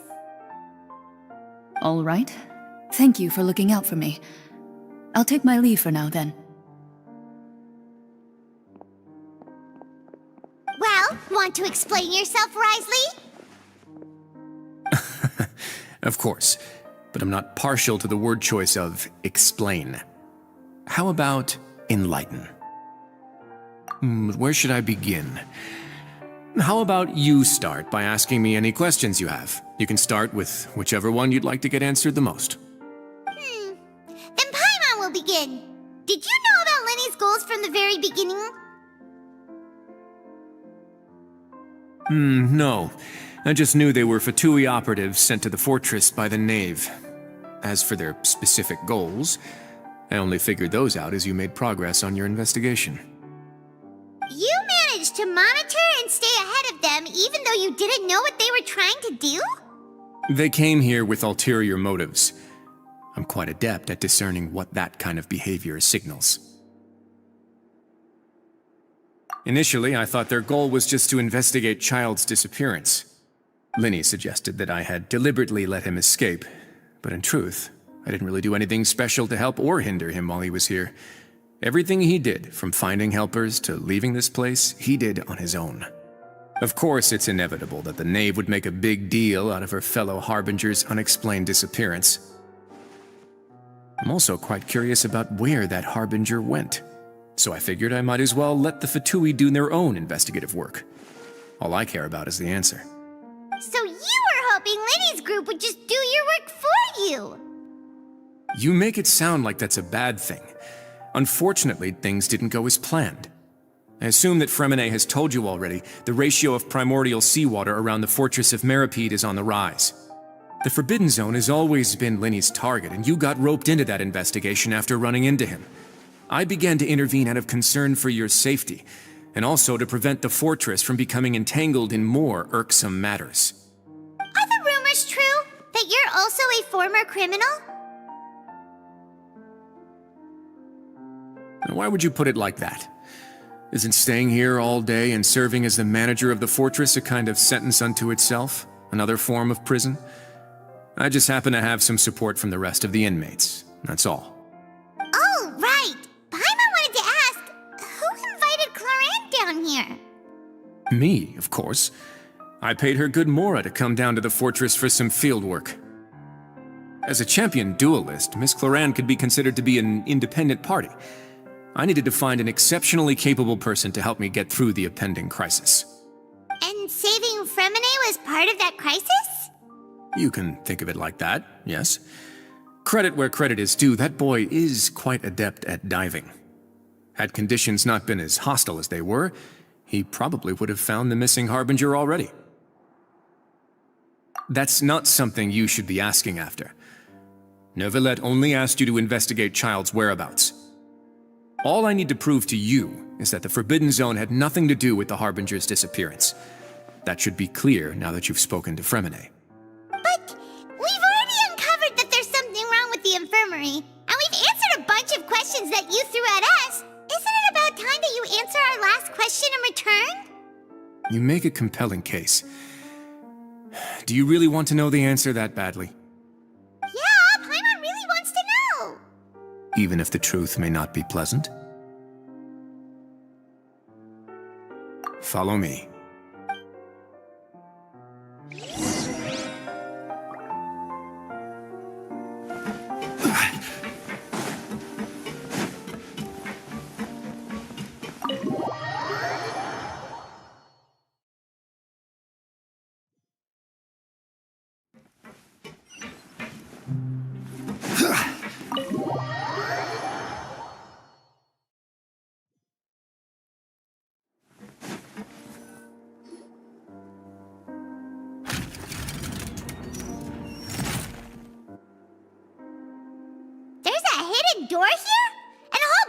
secret behind it.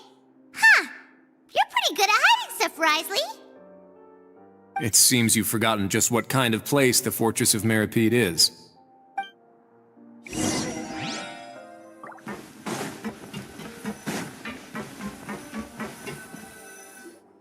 Stand on the central plate.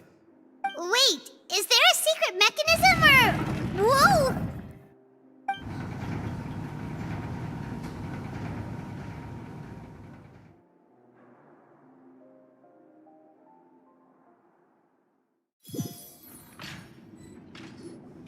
So, this is the Forbidden Zone? Honestly, for a place so well hidden, Paimon sure doesn't see anything special.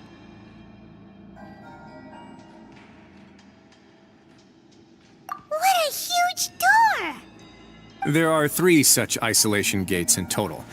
Generally speaking, I'm the only one who's allowed to go inside. Hence the name Forbidden Zone. Am I correct to assume you're going to run on back and tell your little Fatui friends everything? Well, Paimon wasn't thinking of keeping anything from them. Well, I'd advise you wait until you've seen the whole truth of this place for yourself before deciding whether or not to tell them.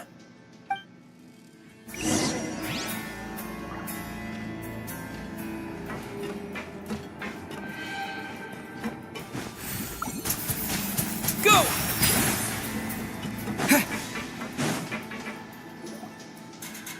Huh. So there's a switch on the side. Stand back.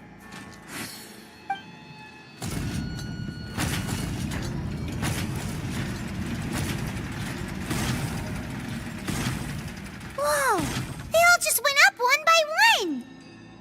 Go on, have a look.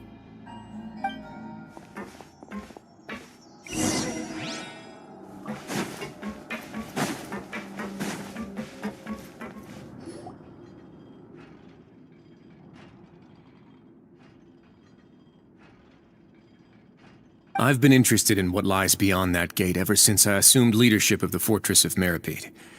Of course, it would be unwise to recklessly open it, but it'd also be risky and negligent to simply ignore any potential danger that could be behind it.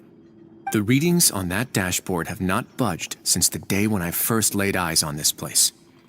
But over the past year, the needle has crept upwards from its original position, likely because some parameter it's been tracking has changed, if only infinitesimally. Normally, I would have ignored it, but I happened to have some free time when I noticed it, so I investigated. Any guesses what the reading could be tracking? Very reasonable guesses. I've considered both of those as well. Unfortunately, our dashboard is tracking something less ordinary. The temperature should vary with weather and climate changes, so for something that rarely shifts, the water pressure is more likely.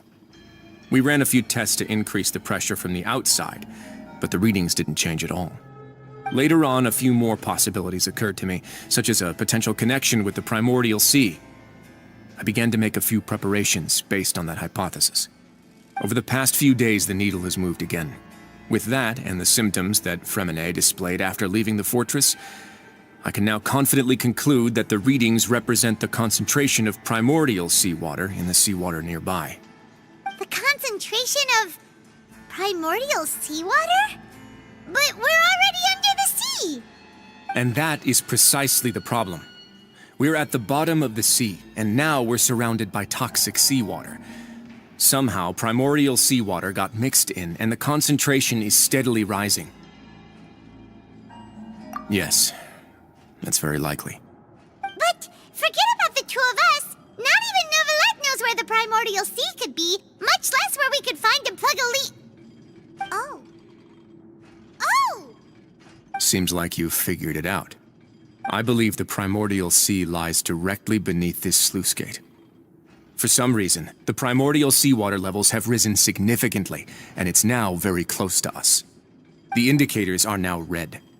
Although the gate still stands, some primordial seawater has already leaked out and mixed into the sea around us. If this continues, soon it will no longer be able to hold back the primordial sea at all. Yeah, you know what the legends say. If this place falls, then everyone in Fontaine will be turned into puddles in the span of a night. But that's just too weird! Why would the Fortress of Meripede be built right above a sluice gate for the Primordial Sea? Who built this place anyway? Your expression tells me you think this might be part of a vast, complicated conspiracy. To be honest, you might find the actual answer may be exceedingly boring. It's just that the secret of the Forbidden Zone had been long forgotten by the nation before I rediscovered it with my research. There's no single founder of the Fortress of Meripede in any traditional sense. What we know about its history has been left to us by the people who used to live here. When the previous Hydro Archon Egeria ruled the land, all convicted criminals from Fontaine were exiled. The people drove the criminals away like a wolf pack chasing away the banished. The criminals received no sympathy of any kind from the people. They were exiled to the desolate seaside, where they experienced only pain, struggle, and the bone-chilling cold. Some of them began to repent and prayed to the Hydro Archon, asking if there was still anything they could do. The Hydro Archon took pity on them and said, "You may go guard my secret, deep underneath the waves." And so, leaning on the power of the Hydro Archon, they gathered underneath the sea and began to build a fortress. They became a community down there in the deeps, and over the years helped it to grow. As the number of exiles increased, more and more people joined the community. When the first group of exiles died, they left the yet unfinished fortress to their successors. The Hydro Archon continued to lend her support, allowing the fortress and what it stood for to continue growing ever larger. Before long, this dark underwater fortress became the sinner's only home. And with that, the people here stopped referring to the fortress as a prison. They saw themselves as repenting sinners who would regain their freedom once they had sufficiently redeemed themselves. But as time went on, people also realized that the fortress was a lonely place. Once they had gotten used to life here, they could no longer feel comfortable living in the overworld. Once they had finished serving their sentences, some people left and some others chose to stay. They'd find some idle position and let their withered souls fade away with the ancient secrets of the past. After many, many centuries, few people still remember the reason for the fortress's founding. Now they just see it as an integral pillar of Fontainian society, as the place where criminals deserve to be sent. Now and again, researchers manage to break one law or another and live out their days in the fortress. I learned all this from an elderly historian. Everyone else just thought he'd made it all up. But now you know every part of that history is true. Indeed. It's just as the prophecy says. If this gate fails, then everyone will be dissolved into the sea. To be frank, not really. But sadly, that hasn't stopped this prophecy from proving all too accurate. Prophecies are troublesome things. Just hearing one will create the first wave of panic. Seeing signs of it will bring about the second, and actually witnessing it in real time, the third. Let's go somewhere else. I want to show you something.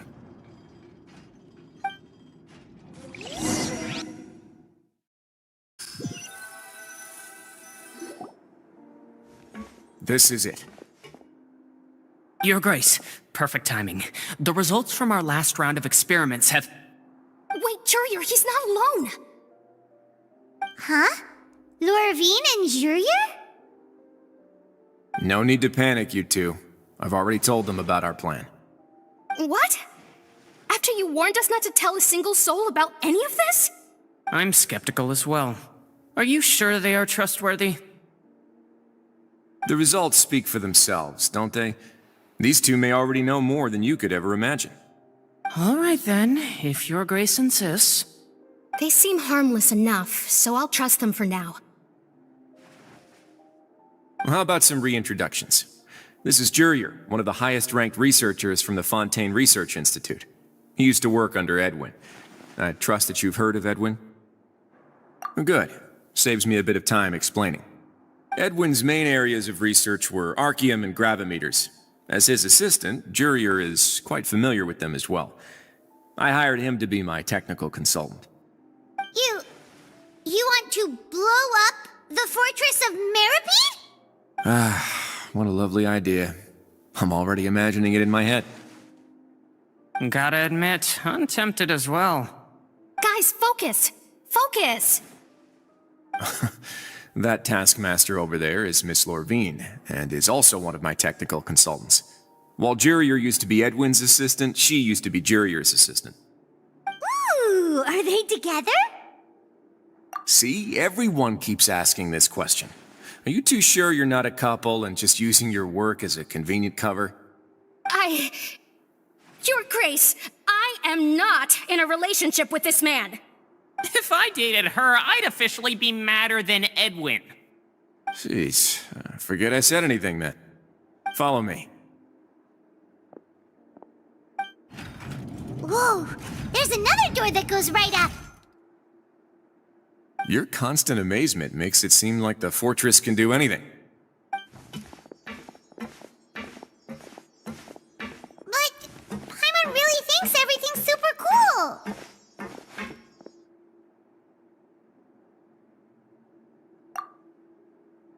Well, let's spice it up a bit. And here you go.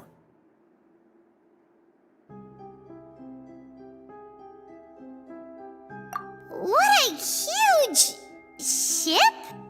This is also a production zone that Paimon's never seen before. What's going on? How much do you know about Fontanian history? Not much at all. Well, then maybe you haven't heard the story of ancient Lemuria. To give you a quick rundown, Fontaine used to be ruled by the Lemurian dynasty. According to legend, the Lemurian king Remus came to this land after being inspired by divine revelation and found the seer Sibila, who had taken on the form of a golden bee. Taking the golden bee with him and riding on a huge ship, the Fortuna, he created his nation above the surging waves. He called his nation Lemuria and used the Fortuna to incessantly search for new tribes and islands, calling on them to join his empire. There's a ship in this story too? Where there's water, there'll be ships. People believe that hope can always be found at the end of a voyage. Do you believe that too? To a point, I think. As you've already seen, I have a whole factory's worth of labor, materials, and technology at my disposal. Certainly can't hurt to give it a try. So the moment I began to speculate that the Primordial Sea might lie underneath the gate, I also began this project. Were you inspired by the legendary Fortuna? Maybe. Fontanians need something to hold on to cope with the impending disaster. Were the workers to find out the truth behind this ship, riots would destroy the fortress faster than any catastrophe. As the fortress's administrator, I'd never make such a reckless call. All right, that's enough talking for now. I'll need another 3 cups of tea to soothe my throat. Do you have any other questions?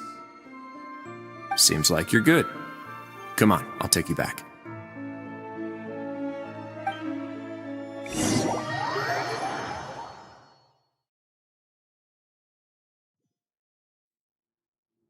I'll leave you here for now.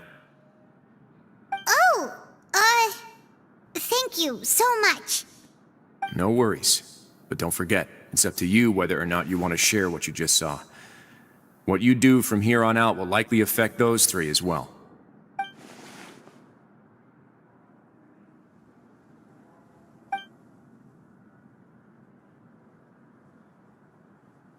Yeah, we'll put a lot of thought into it for sure. Great. I look forward to what happens next.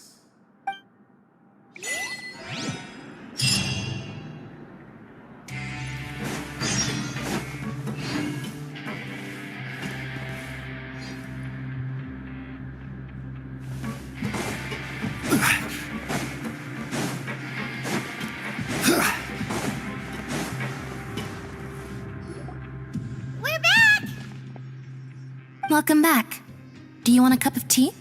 How can you be so much like Risley, always drinking tea? Huh. Actually, now that you mention it, I just remembered something now. While I was sedated, I could still barely hear 2 people talking next to me. They were discussing everything, from the leaves to the water and even the teacups themselves. Must have been Risley and Sijwin. Yeah, I heard one male voice and one female, so it should have been the two of them. They really were just talking about brewing tea. I really can't make sense of this place. So, Traveler, Paimon, were you able to learn anything from Risley? Yeah, he explained everything. Very well. Then, would you mind checking your answers against my speculations?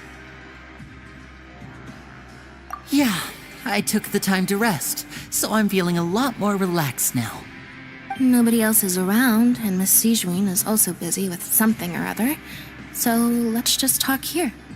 All right, then I'll posit my theories.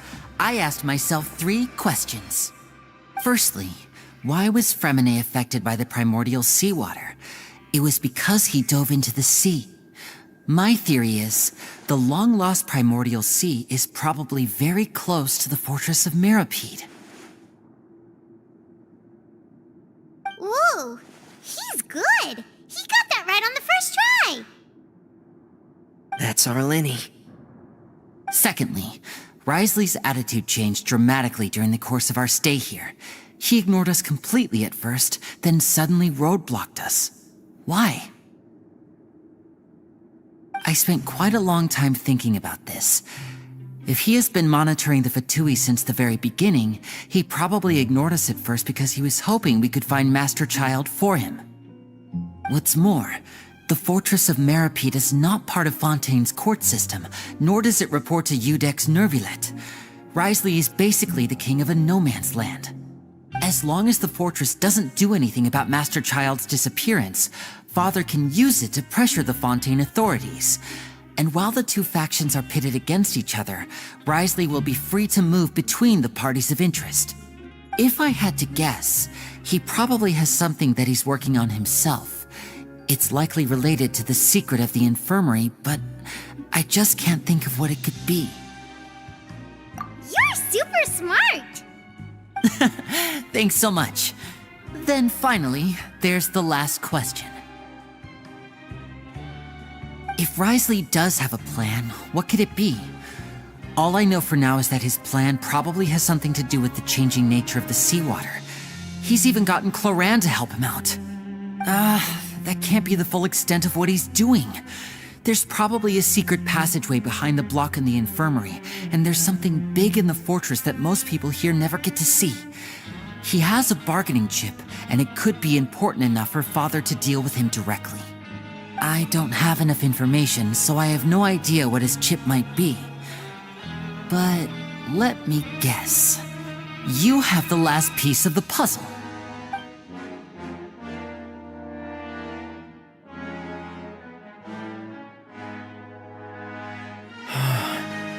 I can't believe it. The sea will engulf everyone, just like the prophecy said. Could Risley have wanted to meet Father to figure out a way to deal with this crisis? If you remember, I once mentioned that Father sees the House of the Hearth as her base of operations, and she truly wants to resolve the crisis. But how could Risley have known that? Or perhaps he didn't know, and just wanted to bring Father over to his side, which could be why he said he just wanted to negotiate. Yeah, that makes sense to me. I understand your concerns as well, Traveler. I'll figure out a way to pass this on to our father. No matter what, we're on your side. The 2 of you have already aided us far too much. We probably wouldn't be standing here right now if not for you. If you ever need anything else going forward, please come to the House of the Hearth at any time. Though you may not share the sentiment, after all that we've gone through together, the 3 of us basically see you as family now. You have my gratitude. Thank you for protecting Lenny when it really mattered. And thank you for sharing the secrets of the fortress with us. We didn't think you were going to do it. Why are you being so formal all of a sudden?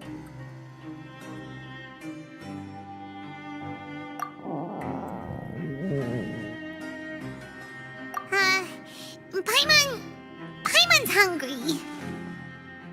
Oh, you've done so much already. Go get some food. Alright, then we'll catch you guys in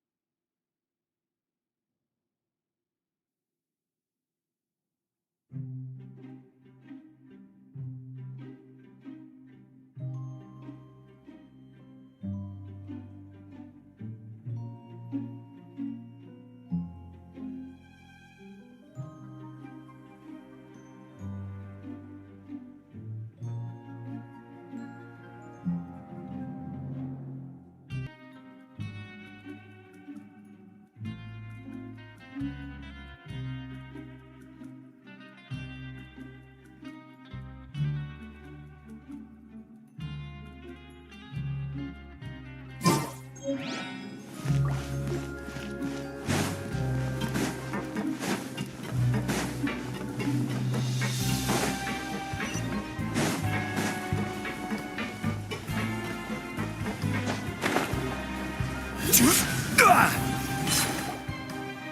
time for dinner. Welfare meals now being served in the coupon cafeteria. Come on, let's go pick up ours as well. Traveler and Paimon, over here. Are you here for dinner too, Miss Sijween? And I'm taking the opportunity to prepare Miss Cloran's dinner as well. Huh. You're right. She's actually sitting in the fortress cafeteria.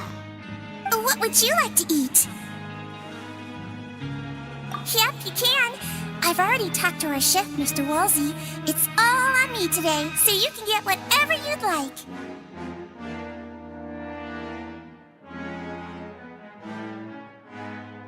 Me too! Don't forget Paimon!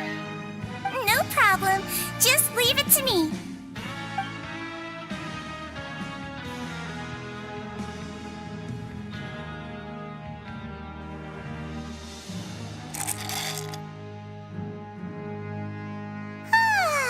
So delicious. Paimon's so happy. Paimon wants to feast like this every day. Feeling full yet? How's the food? Delicious. I'm so glad to see you all so happy. Oh, see, the expression on your face just now? The muscle here just moved, which suggests that you're feeling quite relaxed at the moment. Sijween, do you do this to help your patients or to better understand human beings? A bit of both, I suppose. I'm a Melusine, which means I'm very different from human beings. I must know what you're thinking if I want to take good care of you. You're really good at taking care of people. Even though you're so short, you still talk and act like an older sister. Really? You're reminded of an older sister? That's great to hear. Oh, and what did you mean back in Risley's office? When you said that you were protecting Linny and his siblings as well? Oh, that. I just asked His Grace to look out for those children, especially that diver boy. I was getting a bit worried after hearing that something was wrong with the water. Thankfully, Cloran is very strong and managed to save him in the nick of time. His Grace also sealed the pipes after Cloran left, to make sure that Linny wouldn't impulsively chase after his brother. Although the path was blocked, we still stationed some guards there to stop anyone from approaching. They were instructed to only open the door once Miss Cloran had returned. Oh, and I was keeping an eye on Mr. Linny as well. We had to press him, but we couldn't allow him to be in any real danger. You were all super considerate and really thought everything through. It's just what we do down here at the fortress. At least this has been His Grace's style for as long as he's been the leader. Oh, I really wish Monsieur Nervula would come down here more often too. I feel like he'd like it here, with all the darkness and chaos.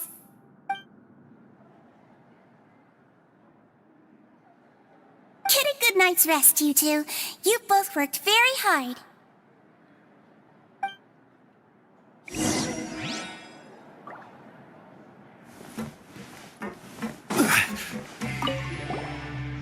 Cloran! Ah, it's you two. How's dinner? It's all right. Miss Sijwin really put in a lot of effort. So we heard that Risley invited you to come down to help, and you saved Fremine too. You sure work super fast. Oh, it was child's play. Still, Paimon didn't know even champion duelists could take on side jobs. Oh, and why aren't you eating with Sijwin and the Duke? Won't you get bored eating by yourself? Miss Sijwin was with you, and the Duke has business of his own. Actually, didn't Navia say that you went out for dinner with her as well? Yeah. First time in a long time. First time in a long time? So you mean you've gone out to dinner with her in the past? In the past, yes. You seem to be enjoying yourselves here.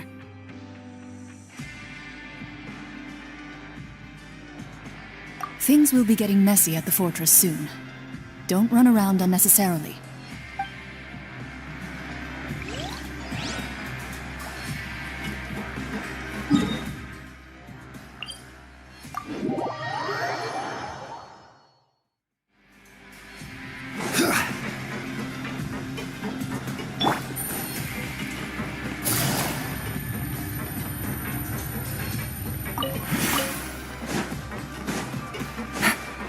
Take it easy.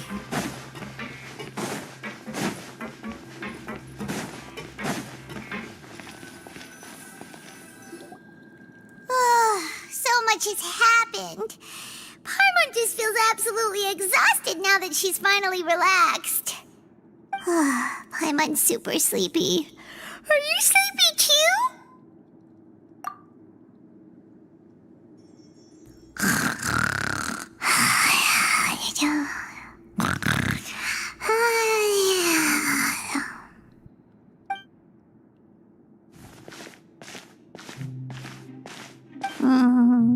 Delicious.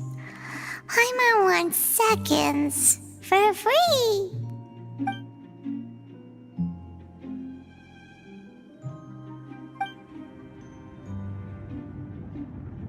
Out of my way! Get out of my way! What happened? Why is everyone running? No idea, but something must have happened. Stop asking! Who's yelling? Paimon still wants to sleep.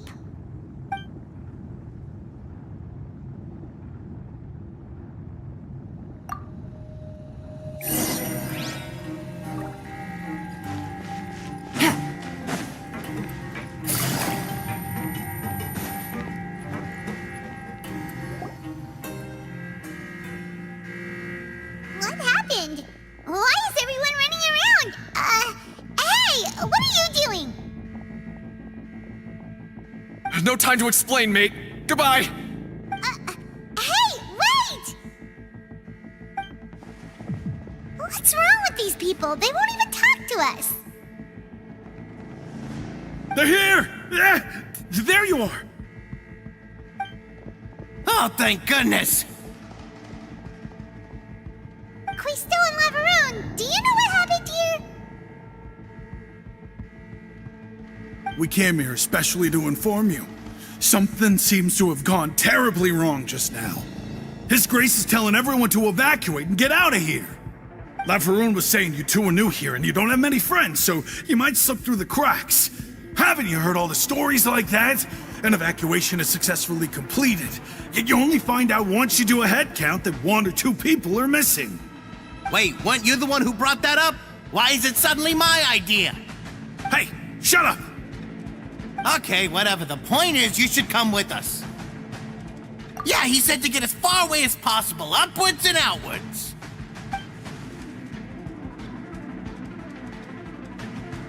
Oh no, it can't be that thing! Whoa, wait, what? What? Hey, where you go? We have to go find the Duke! You two just go and get out! Go on without us! Hey, hey! Be careful! Attention! Please evacuate upwards and outwards, upwards and outwards. If you're already at the topmost layer, then try to move as far outwards as possible.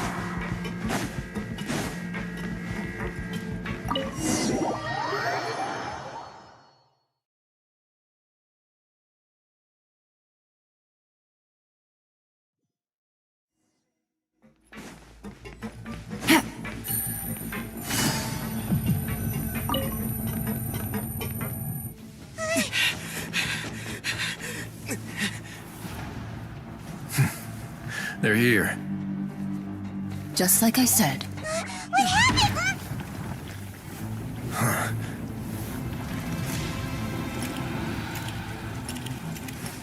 You're just in time. But be ready to run.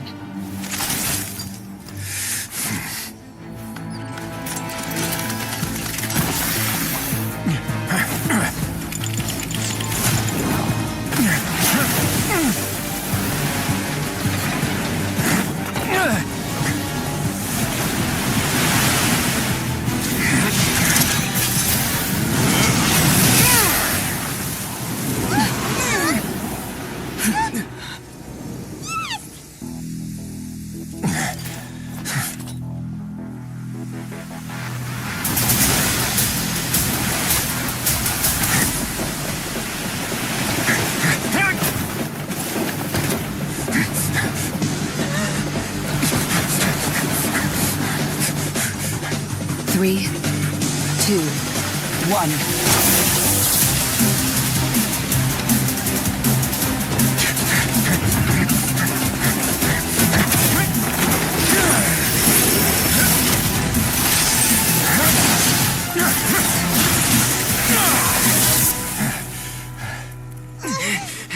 This won't hold it for long. Find Neuvillette. Tell him the defenses are about to collapse. Then what will happen to you? Until he arrives, we're the last line of defense.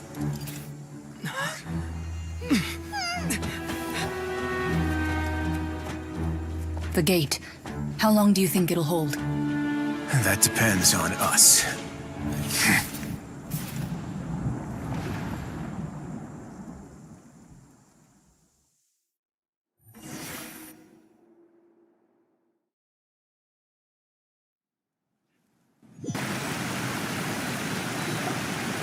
Neuvillette, why are you here?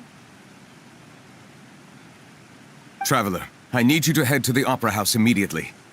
Farina will soon be meeting with the knave there. You must protect Farina, and make sure she doesn't spend too much time alone with her. Will do. You have my sincerest gratitude. Take it easy.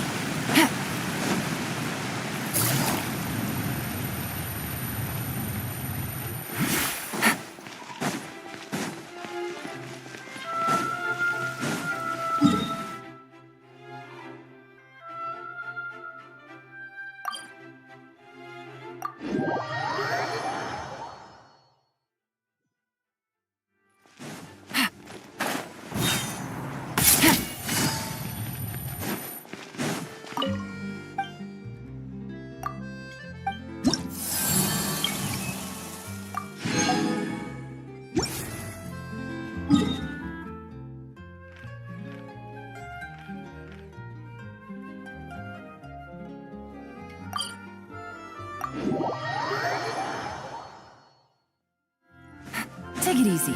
Add Astro. Thank you for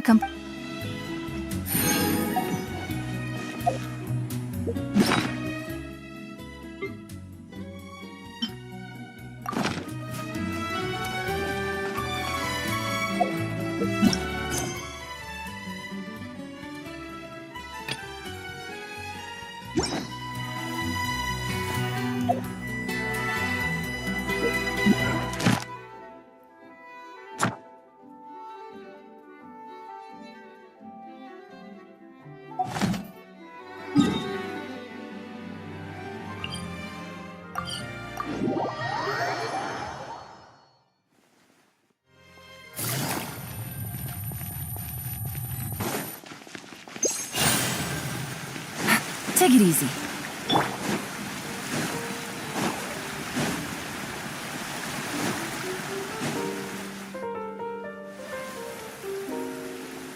Look, there are a ton of Fatilian Palais Mermonia people over there.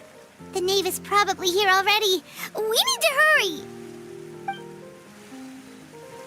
Are you two the traveler in Paimon? Monsieur Neuvillette has left instructions. Please follow me. Though I'm sure he's already explained, this should be a mostly cordial conversation, unlikely to give rise to violence. But it would be most appreciated if you could protect Lady Farina to the...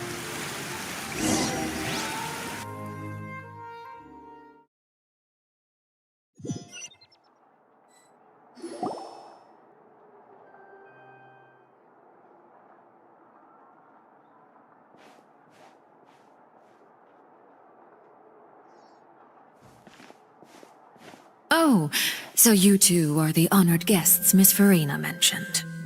Of course, of course! How could they not attend a meeting such as this? I must always have 2 or more guests at my dessert table. Otherwise, the occasion would be too lonely and unbecoming of my station. It is my pleasure to make your acquaintance, traveler.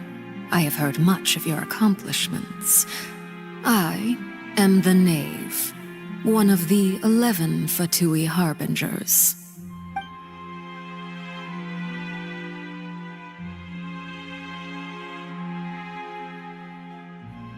I've already prepared seats for you. Come, sit beside me. Perhaps you two are unaware of how Miss Farina and I do things.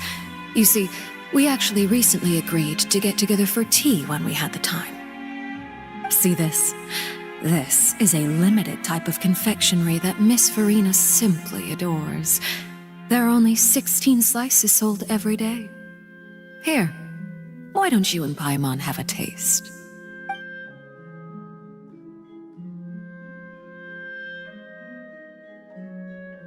Traveler, what do you think of this cake?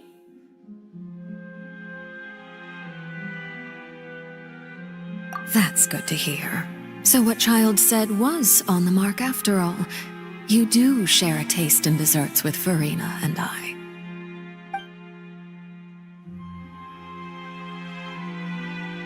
I wonder how he's doing nowadays. You must have heard, right? He's suddenly gone missing. I'm really worried about his safety, you know. Here's to hoping that he's an excellent swimmer. Since we're talking about him, I feel like I should add something. His martial prowess really looked certainly pretty impressive, yeah.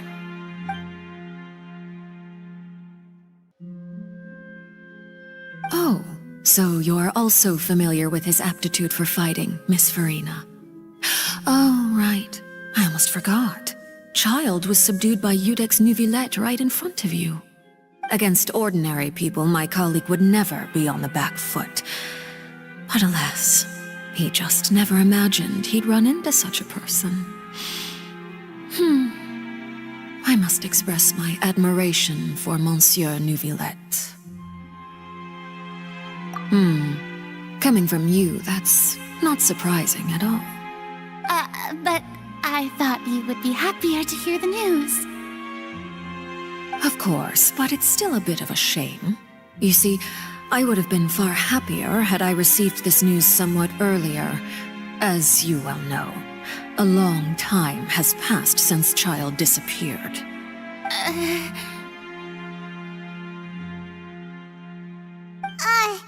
Well, in any case, there's no need to worry. We know for sure that Child is still alive. Oh, and just how do you know that? Because we found evidence that proved he left the Fortress of Meripede. And where did he go after leaving the fortress? Well...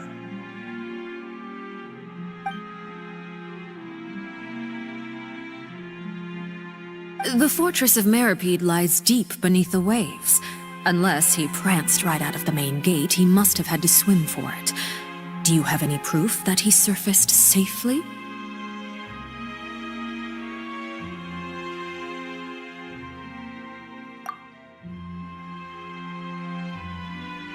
Ah, that is good news at least. His sister Tonya sent a letter to Fontaine not too long ago. Since he was unfortunately unavailable, I picked it up on his behalf. Do you have any idea how he usually writes back to his family? Dear Tonya, your letter made me feel like we were still enjoying our time in Snezhnaya together. I'm currently admiring the scenery on the streets in front of the opera house. Is it something like that?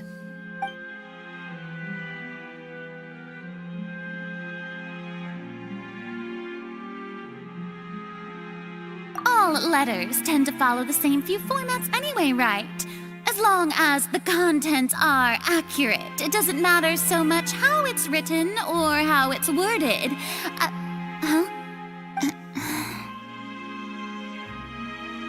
Hold on. The water in the teacup is shaking. I suppose this is also a sign of things to come, Miss Farina. I don't quite understand what you're trying to say. Have we entered into the next stage of the prophecy?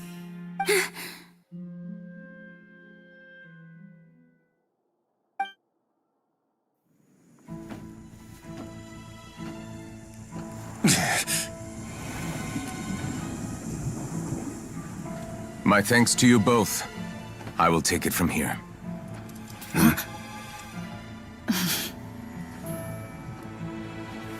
Sure you don't need a hand? Quite sure. Wow. So, what's your secret, huh? Let me guess. Nah, who knows? Maybe it's just your sense of responsibility. Sounds about right.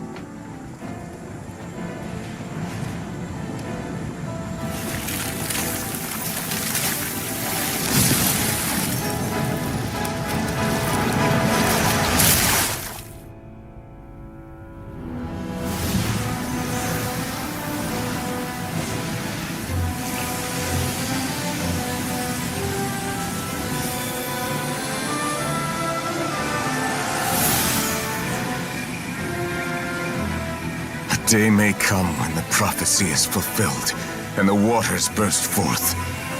But it is not this day!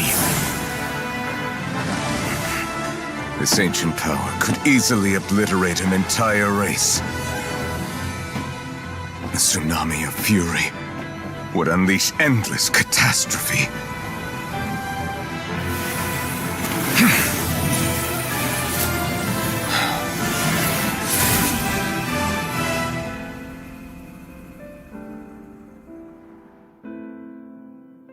This sentence is too severe. Forgive me for overruling it.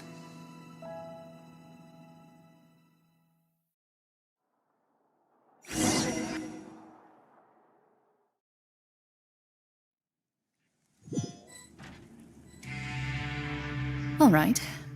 Seems like the problem inside has been suppressed. Let me guess, we're safe for now. Indeed. But only for now. I win this bet.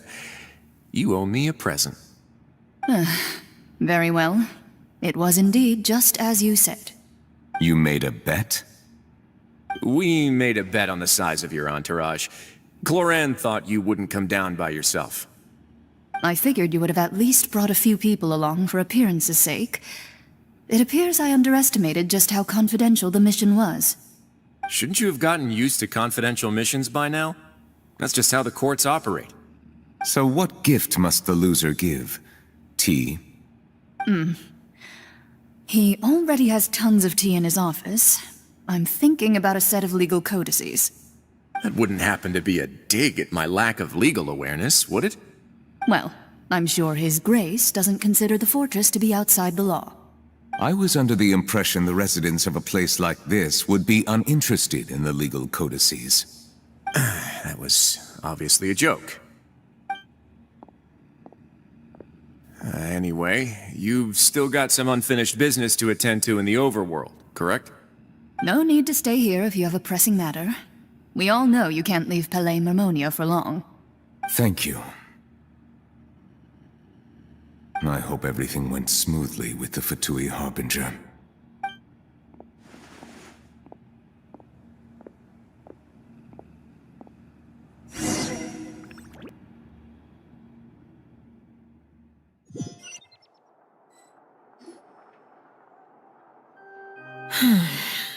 I must say, we've spent long enough playing house. Miss Farina, as the Hydro Archon, I am sure you understand the exact meaning of the phenomenon we just witnessed. Or should I say, that's what I originally thought. But looking at your expression, was I wrong? And you haven't a clue? What are you trying to say? At this point, I don't think there's any more need to speak as diplomatic representatives. Allow me to speak to you now as just a Fontanian. You know the prophecy by heart, and also that every part of it is being proven true. Yet, here you are relaxing, drinking tea, and eating desserts as if it's all nothing more than a few stray bugs in your garden. Do you really think that's acceptable? The prophecy's hanging above our necks like a guillotine. Every faction is looking for a way to either avert the disaster or save their own. Even the orphans of the House of the Heart have devoted everything to saving their homeland. But you, it beggars belief just how nonchalant and carefree you have been. From the very beginning, you, the god Focalor, you have utterly failed to take action. You're wrong. I've never ignored the prophecy, nor have I just been passing the time in self-indulgence. Retract your accusation and stop doubting the wisdom of the gods with such absurd conjectures. I am not alone in my doubts, you know. All the children of Fontaine may be harboring the exact same thoughts right now. Oh, great Hydro Archon. How are you going to save them? Save us? How are the people you've sworn to protect supposed to survive in a land that will soon disappear beneath the waves? I have my ways, and I've been working on them for all this time. Even if you look down upon me, you have no right to judge me. Fontaine will be saved. Even if I still cannot see the true future right now, as long as I continue on as I am, I will be able to hold my head up high.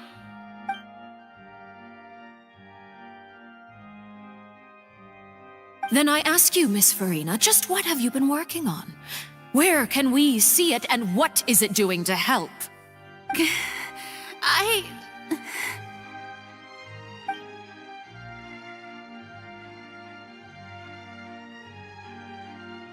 My machinations are just like the prophecy itself. They will only reveal themselves at the fated time. It is just that beings like yourselves are unable to perceive them as of yet. I see. As a god, the proof of your labor always lies beyond prying mortal eyes. Allow me to be so bold as to ask another way. Would it be possible for you to tell us the parts of your plan that are not confidential? Such as your emergency response plan for the impending disaster? An emergency response plan? Oh, that look in your eyes. Have you not even prepared one of those? The emergency response plan is also strictly confidential. Then allow me to jog your memory. Miss Farina, what is the purpose of your Oratrice Mécanique d'Analyse Cardinal? And what do you plan to do with the massive amounts of indemnitium that has accumulated over the years? The Oratrice? It's just like it appears to be. So you also have no idea. If I'm not mistaken, someone's using it to prepare for something. But unfortunately, it would seem that someone is not you, Miss Farina. I first caught wind of this when Linny tried to investigate the Oratrice in the Opera House. You see, even just getting close to the core contaminated him with an extremely large amount of indemnitium. But even if that had nothing to do with you, then what could you possibly be working on, oh great Hydro Archon? Oh, right. I almost forgot. Udex Neuvillette is not at the tea party with us today. Miss Farina, I suppose you must have ordered him away to take care of some troublesome business. Yes, that's exactly right. Please keep it a secret for me. Of course I will. Although, I must say, Miss Farina, you seem quite insecure without the Udex by your side. Oh, very well. Let's stop that conversation here. There are still a few slices of cake left, so please, help yourselves, everyone.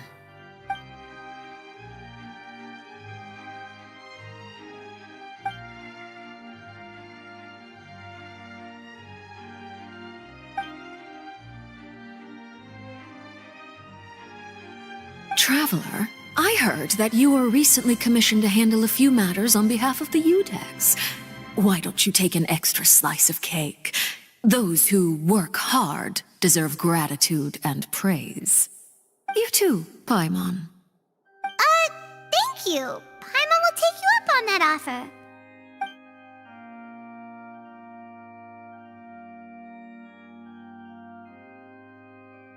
Oh, Paimon's super full. That cake was great. If it's on my tea table, it must be of the highest quality. Yes, and we must thank the knave for bringing these over as well. You're welcome. I'm sure the cake also felt greatly honored to be featured at Miss Farina's table, and I was merely catering to Miss Farina's tastes, seeking a chance to chat over tea. It is getting late. Why don't we call it a day? There are still a few matters that I need to take care of, so I must take my leave now. Very well. We'll end it here. Mind seeing me off, traveler? We could use the opportunity to discuss Child before I must be on my way. Paimon's coming too!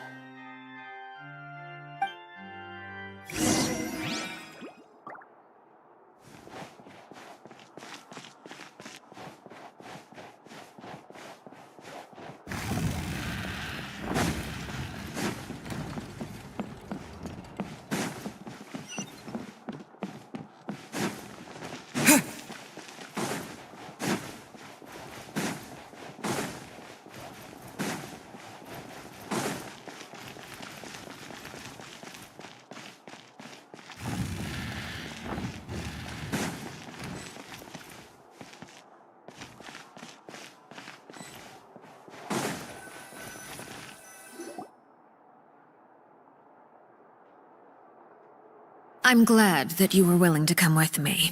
Of course, Child was just an excuse. I have no interest in your dealings with him. That's what Paimon thought. You lent your aid to the children of the House of the Hearth. As their father, I would like to express my gratitude.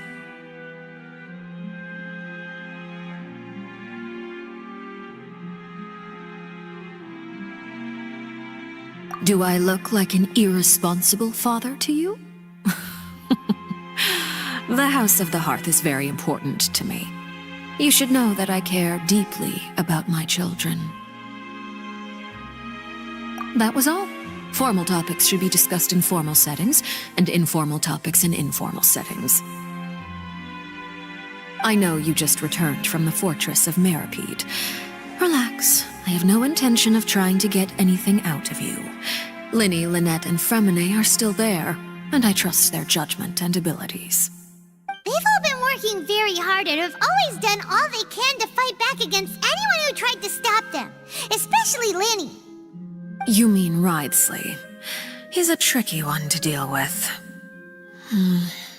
It's unfortunate that Linny's so eager to prove himself that he can't learn to rely on others, including me. By the way, and you can just consider this a bit of idle gossip, but what's your impression of Farina?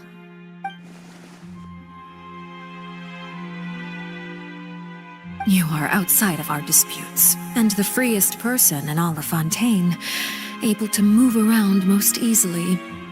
Allow me to share my perspective with you. And that's everything that happened during the trial. Master Child was declared guilty and immediately transported to the Fortress of Meripede. Didn't he say he was coming here on vacation? Does he not feel an ounce of shame for all the trouble he has caused?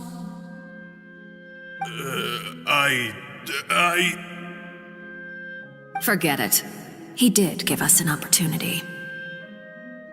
I will be meeting someone shortly. Do you require help with any preparations? No need. I will take care of it myself. I need to meet with Farina, the Hydro Archon. She is at the heart of Fontaine. But what's fascinating about her is that she often seems more like a celebrity than a working Archon. Oh? Come over here, you little critter, you!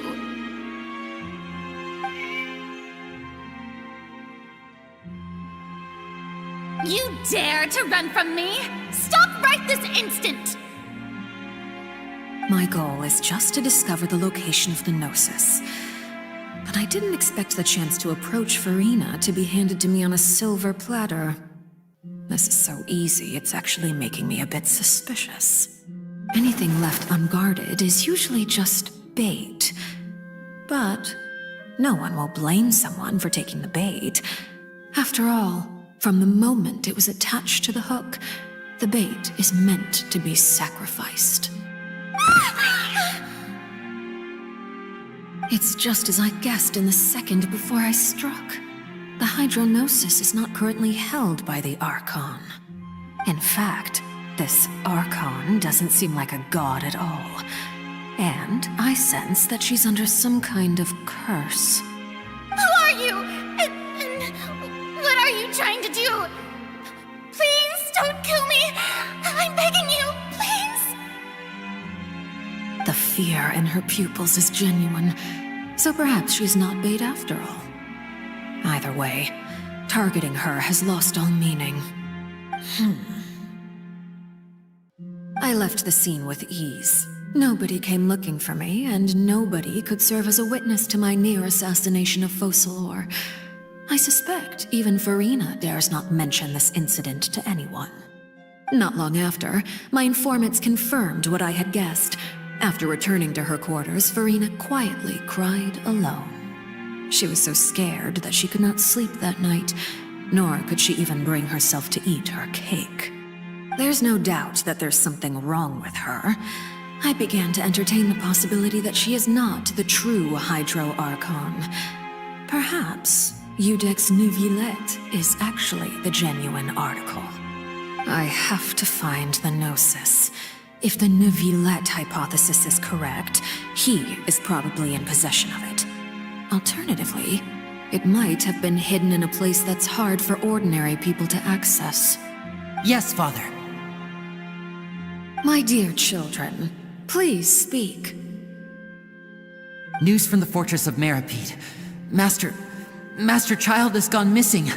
On top of that, the contacts and guards we bribed at the fortress have all gone quiet as well. Probably the handiwork of that Wriothesley. I'm afraid so. This is a good opportunity. The value of a harbinger is much higher than most would imagine. We now have an excuse to exert diplomatic pressure on the Fontaine authorities. Set up a meeting for me. I would like to meet the Hydro Archon and Iudex Neuvillette. Oh, and I have an additional mission for you three. Yes, Father.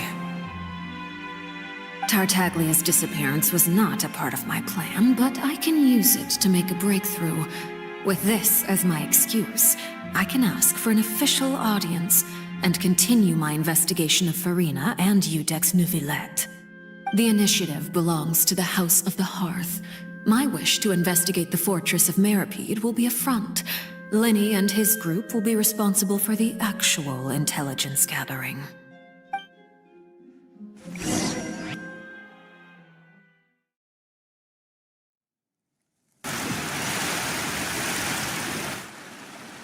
You should know the rest. Lenny's group is quite close to you, so they wouldn't have hidden anything from you. You attacked the Hydro Archon? It wouldn't mean anything, even if you shouted it from the rooftops. After all, even Farina herself is still pretending that nothing of that sort ever happened. Alright then. I've now had 2 chances to enjoy tea with Farina. I have to say, the leadership of Fontaine is even more inscrutable than I had imagined. I once surmised that Iudex Neuvillette must be the Hydro Archon, but now, that doesn't seem right to me either. I am a servant of Her Majesty the Tsaritsa. Over my years of service, I've learned how a real Archon conducts and carries themselves. Whether Iudex Neuvillette or Farina, neither fits the bill. It's hard to imagine either of them as the Archon. Of course, that is all just how I feel. Gut feelings often do not require justification. It is, however, quite amusing to me that after all my years working in intelligence gathering, I've come to realize I am at a complete loss regarding the identity of the god of the land of my birth. Don't you think Fontaine is quite intriguing? A catastrophe looms, yet many secrets have yet to rise to the surface. It looks like Fontainians will have no choice but to save themselves. Ultimately, though, one must survive in order to do anything else. Should the need arise, I would be happy to cooperate with you. You don't need to commit to anything right now, of course. I have a feeling that the situation will continue to evolve, and as your name is often connected with noble deeds, I'm sure we will work together someday. He certainly returned quickly. You must want to catch up with each other, so I'll leave you to him.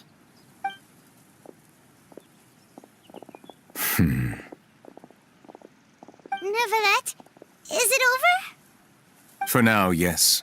But this issue will prove quite thorny in the long term. I'm concerned that sooner or later the prophesized events will occur. Thank you for protecting Farina. To put it simply, I used my power to force back the primordial sea and reseal the sluice gate.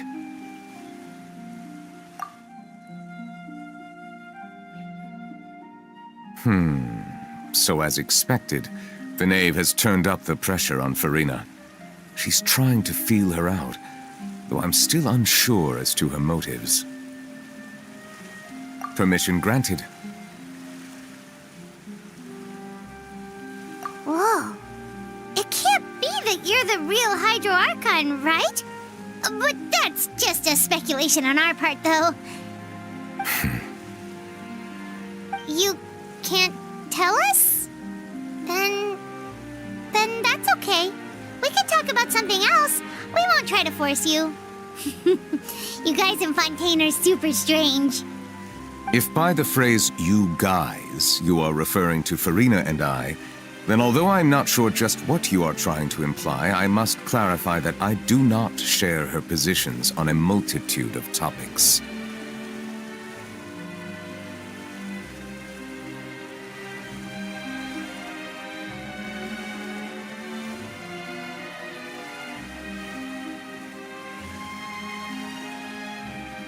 I believe so. The fortress has a long and complex history. It has seen much grief and suffering. And now, another catastrophe will soon be upon us. I mourn this turn of events. Huh? Why is it raining all of a sudden?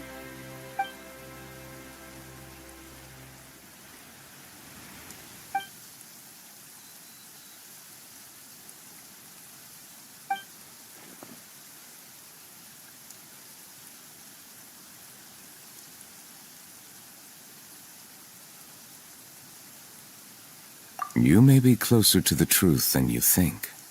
Oh? And what are you thinking? The dragon of... what? Huh? Please do not be so surprised. Farina?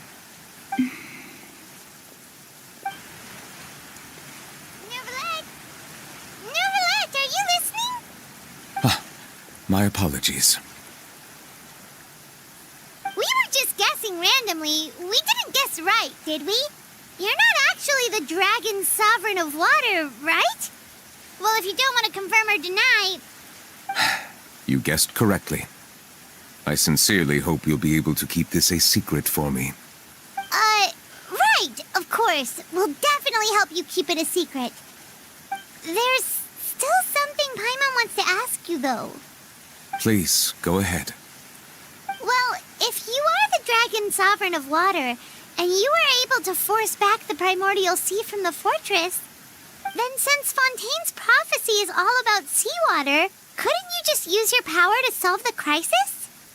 None of the currently living dragon sovereigns in the world, myself included, possess our full dragonhood. They say that when the first usurper arrived on Tivat, they seized a part of the dragon's power.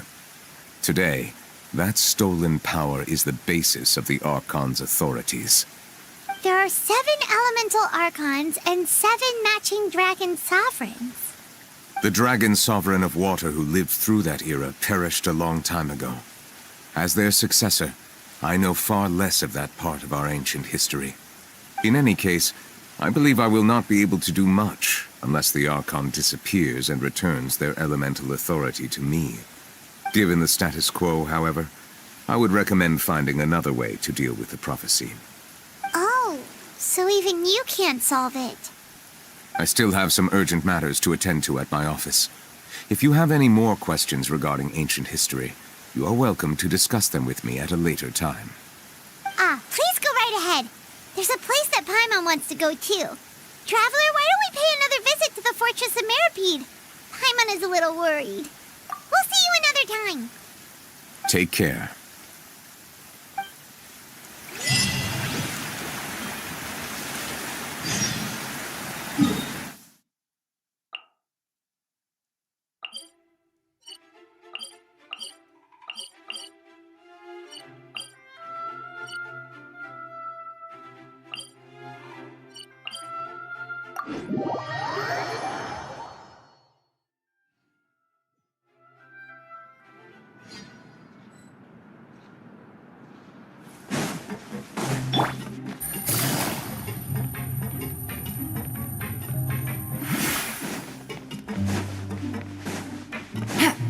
Take it easy.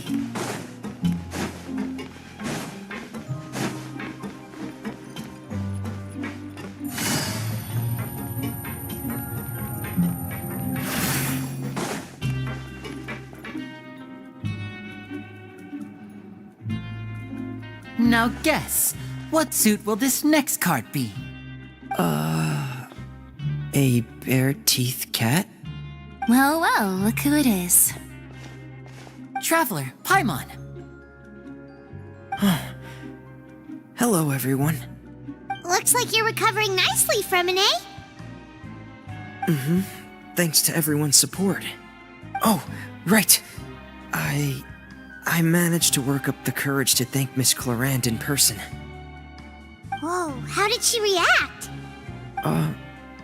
She told me that it was nothing. It was as if saving a life wasn't a big deal to her at all. She also told me not to worry about it. She didn't want to stress you out, that's all. She's right, and it's best not to dwell on it. Yeah. Okay, but check this out. We went back to the Opera House and we met the Knave. You met Father? Did she say anything to you? She said a few things that were, a bit hard to understand. And also that she's looking forward to working with us in the future. Her attitude towards you is even better than what we'd imagined. That's fantastic.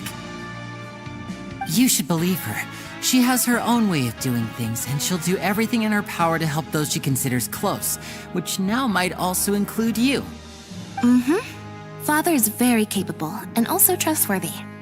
Oh, Paimon just remembered that she thought Lenny was a bit too proud as well. She said that you should learn how to rely on others sometimes. Got it. Huh.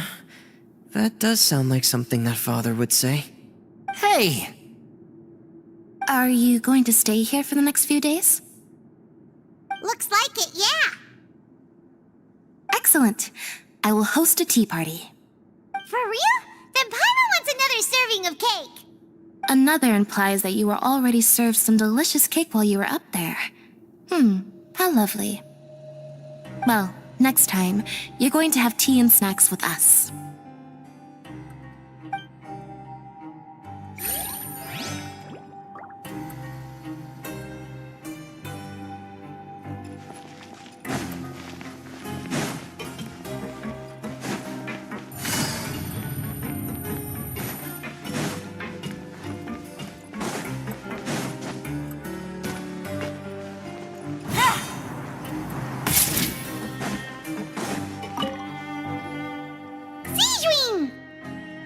Traveler, Paimon, you're back! Are you still doing all right? Did either of you get hurt? We're fine, but what about you guys? It was such a huge mess. How bad was it? A few people sustained superficial injuries, but that's about the extent of the damage. Monsieur Nervulette paid us a visit. It was all thanks to him that we managed to suppress the crisis for the time being.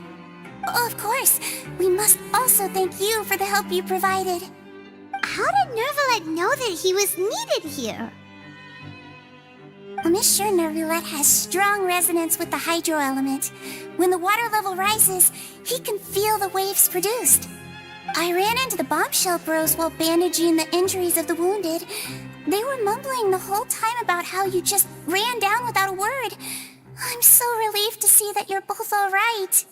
If you're not too pressed for time, please stay with us a few more days. Just let me know if you get a craving for any particular dish, so I can have Mr. Walsey get your meals prepared. Oh, and please feel free to visit the infirmary for a break at any time. I'd like to take the opportunity to spend some more time observing your facial muscles as well. Your happy smiles are quite contagious, you know. They're so memorable, and I've missed them immensely while you were gone.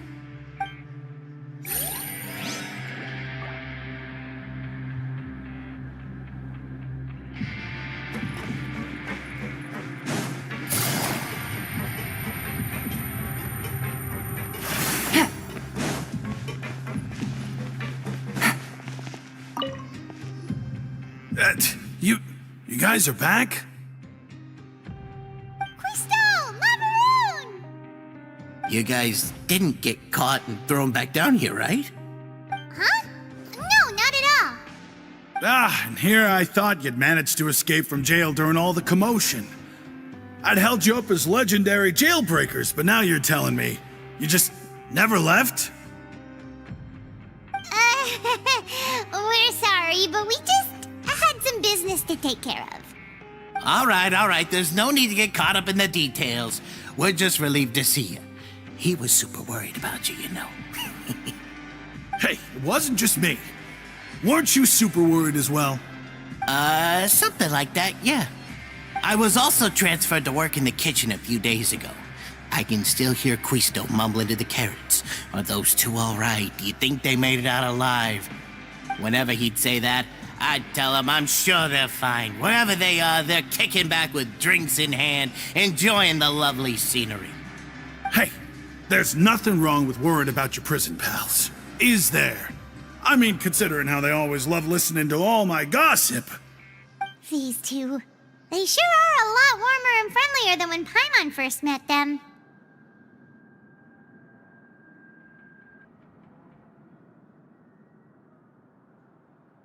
Oh, well, if you say so. I'll be watching you to make sure you finish every last bite.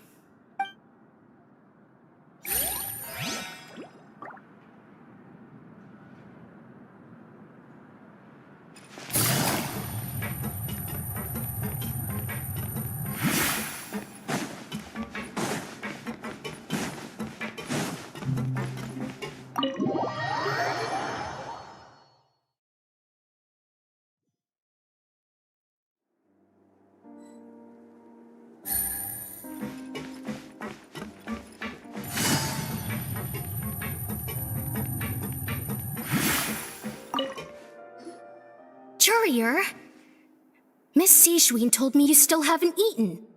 Yeah, I was working on something, so I forgot. That's no excuse for... Huh? It's you two. Junior! Lurvine! We're back! Hello there. It's been quite the mess here recently. How have you been?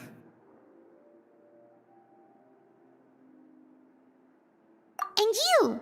Are you still taking the secret passageway from the infirmary to work on the ship? Yep. That is still top secret, though.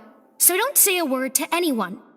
It can be a bit annoying when there are lots of people in the infirmary, but I still prefer taking that route over the one from the Duke's office. I mean, the infirmary does make it easier for you to slack off. Oh yeah? Then why are you also here so much? You two really are just using your jobs as a cover for your relationship, aren't you? Not at all!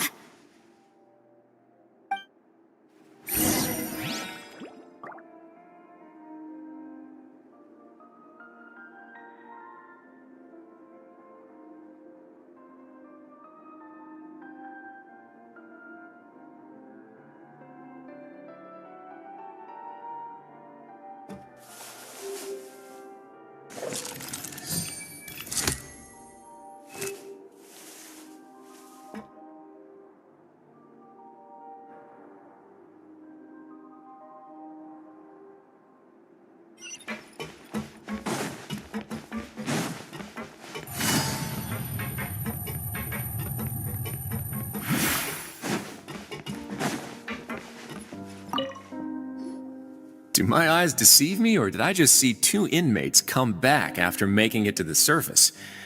Some strange winds blowing of late. We wanted to see how the fortress is doing. Is everything still all right? We're fine, for the most part. Neuvillette came down and took care of the worst of it. If that's the case, why don't you just ask him to stay here? Oh, yeah, what a brilliant plan. Let's go convince the Eudex himself to exchange the Courts of Fontaine for a puddle of water in the middle of nowhere. He came here in a hurry and left without even stopping for a cup of tea. He did remember to take Miss Sigewinne's gift with him, though. He sure sounds super busy. Miss Clorand has left as well.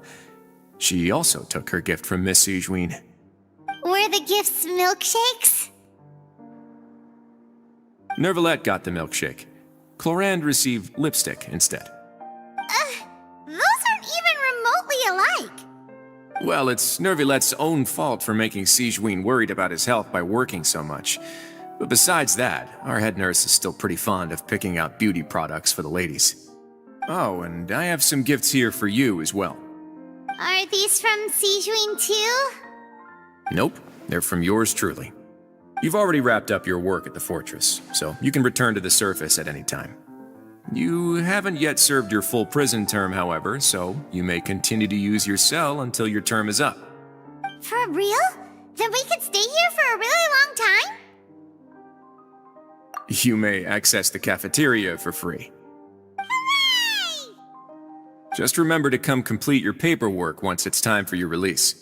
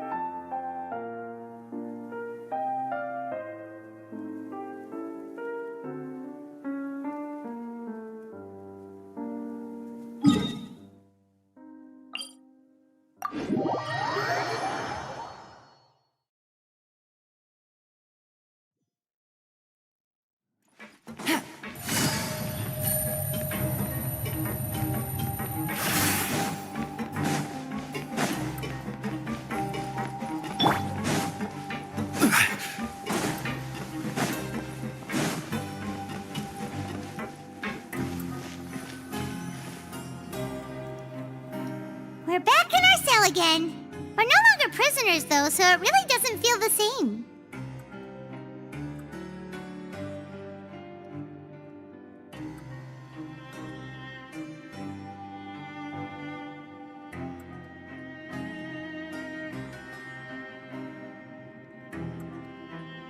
Being free sure feels pretty special now. Huh? How did you know? Hey, that's not true! All right. Okay, Paimon just wanted to say that we really are an amazing duo after all. It's like we've now gone to so many places together and become friends with so many people. We've never stopped traveling or stopped meeting new friends. There are so many bad things in the world, and we're just two people, but we've still been solving problems no matter where we go. Isn't that pretty cool? You're counting Paimon today? Aren't you the only adventurer here? Then let's ask Catherine to give Paimon an adventurer handbook as well. Paimon will also be an adventurer from today forward. Just our thoughts making Paimon giddy. Paimon's gonna crash, so you sleep soon too. The last time we fell asleep here, we woke up to a whole mess outside our cell. The primordial seawater nearly rose up. That was so scary. We should be safe now, right? All right then. Good night to you, traveler.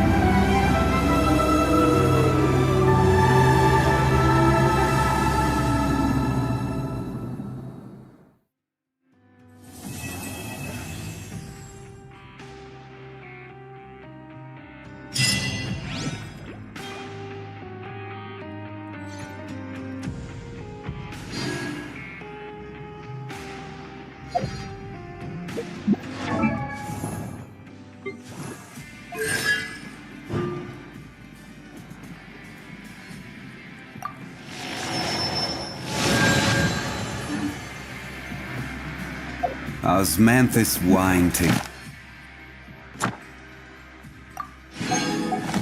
The same as I remember.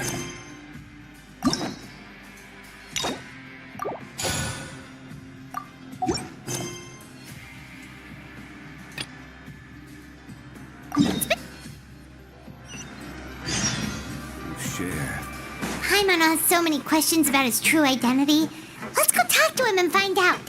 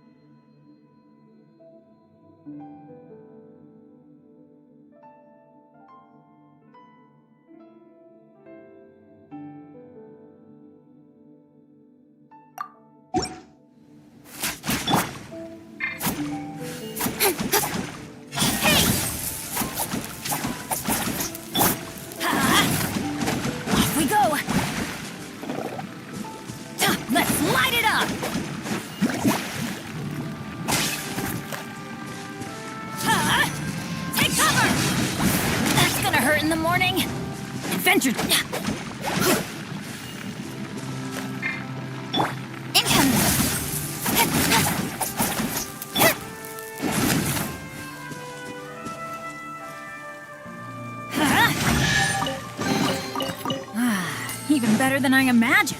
It's my lucky day.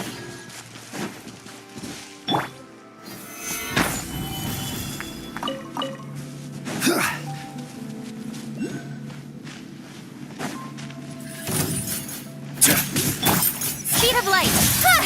Let's light it up. I'm going. Gotcha.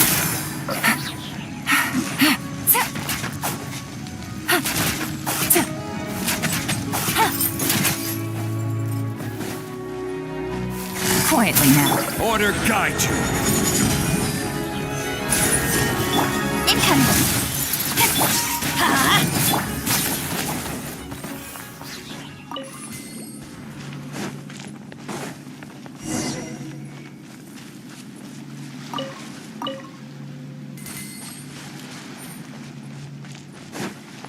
Speed of light. With sword comes shadow.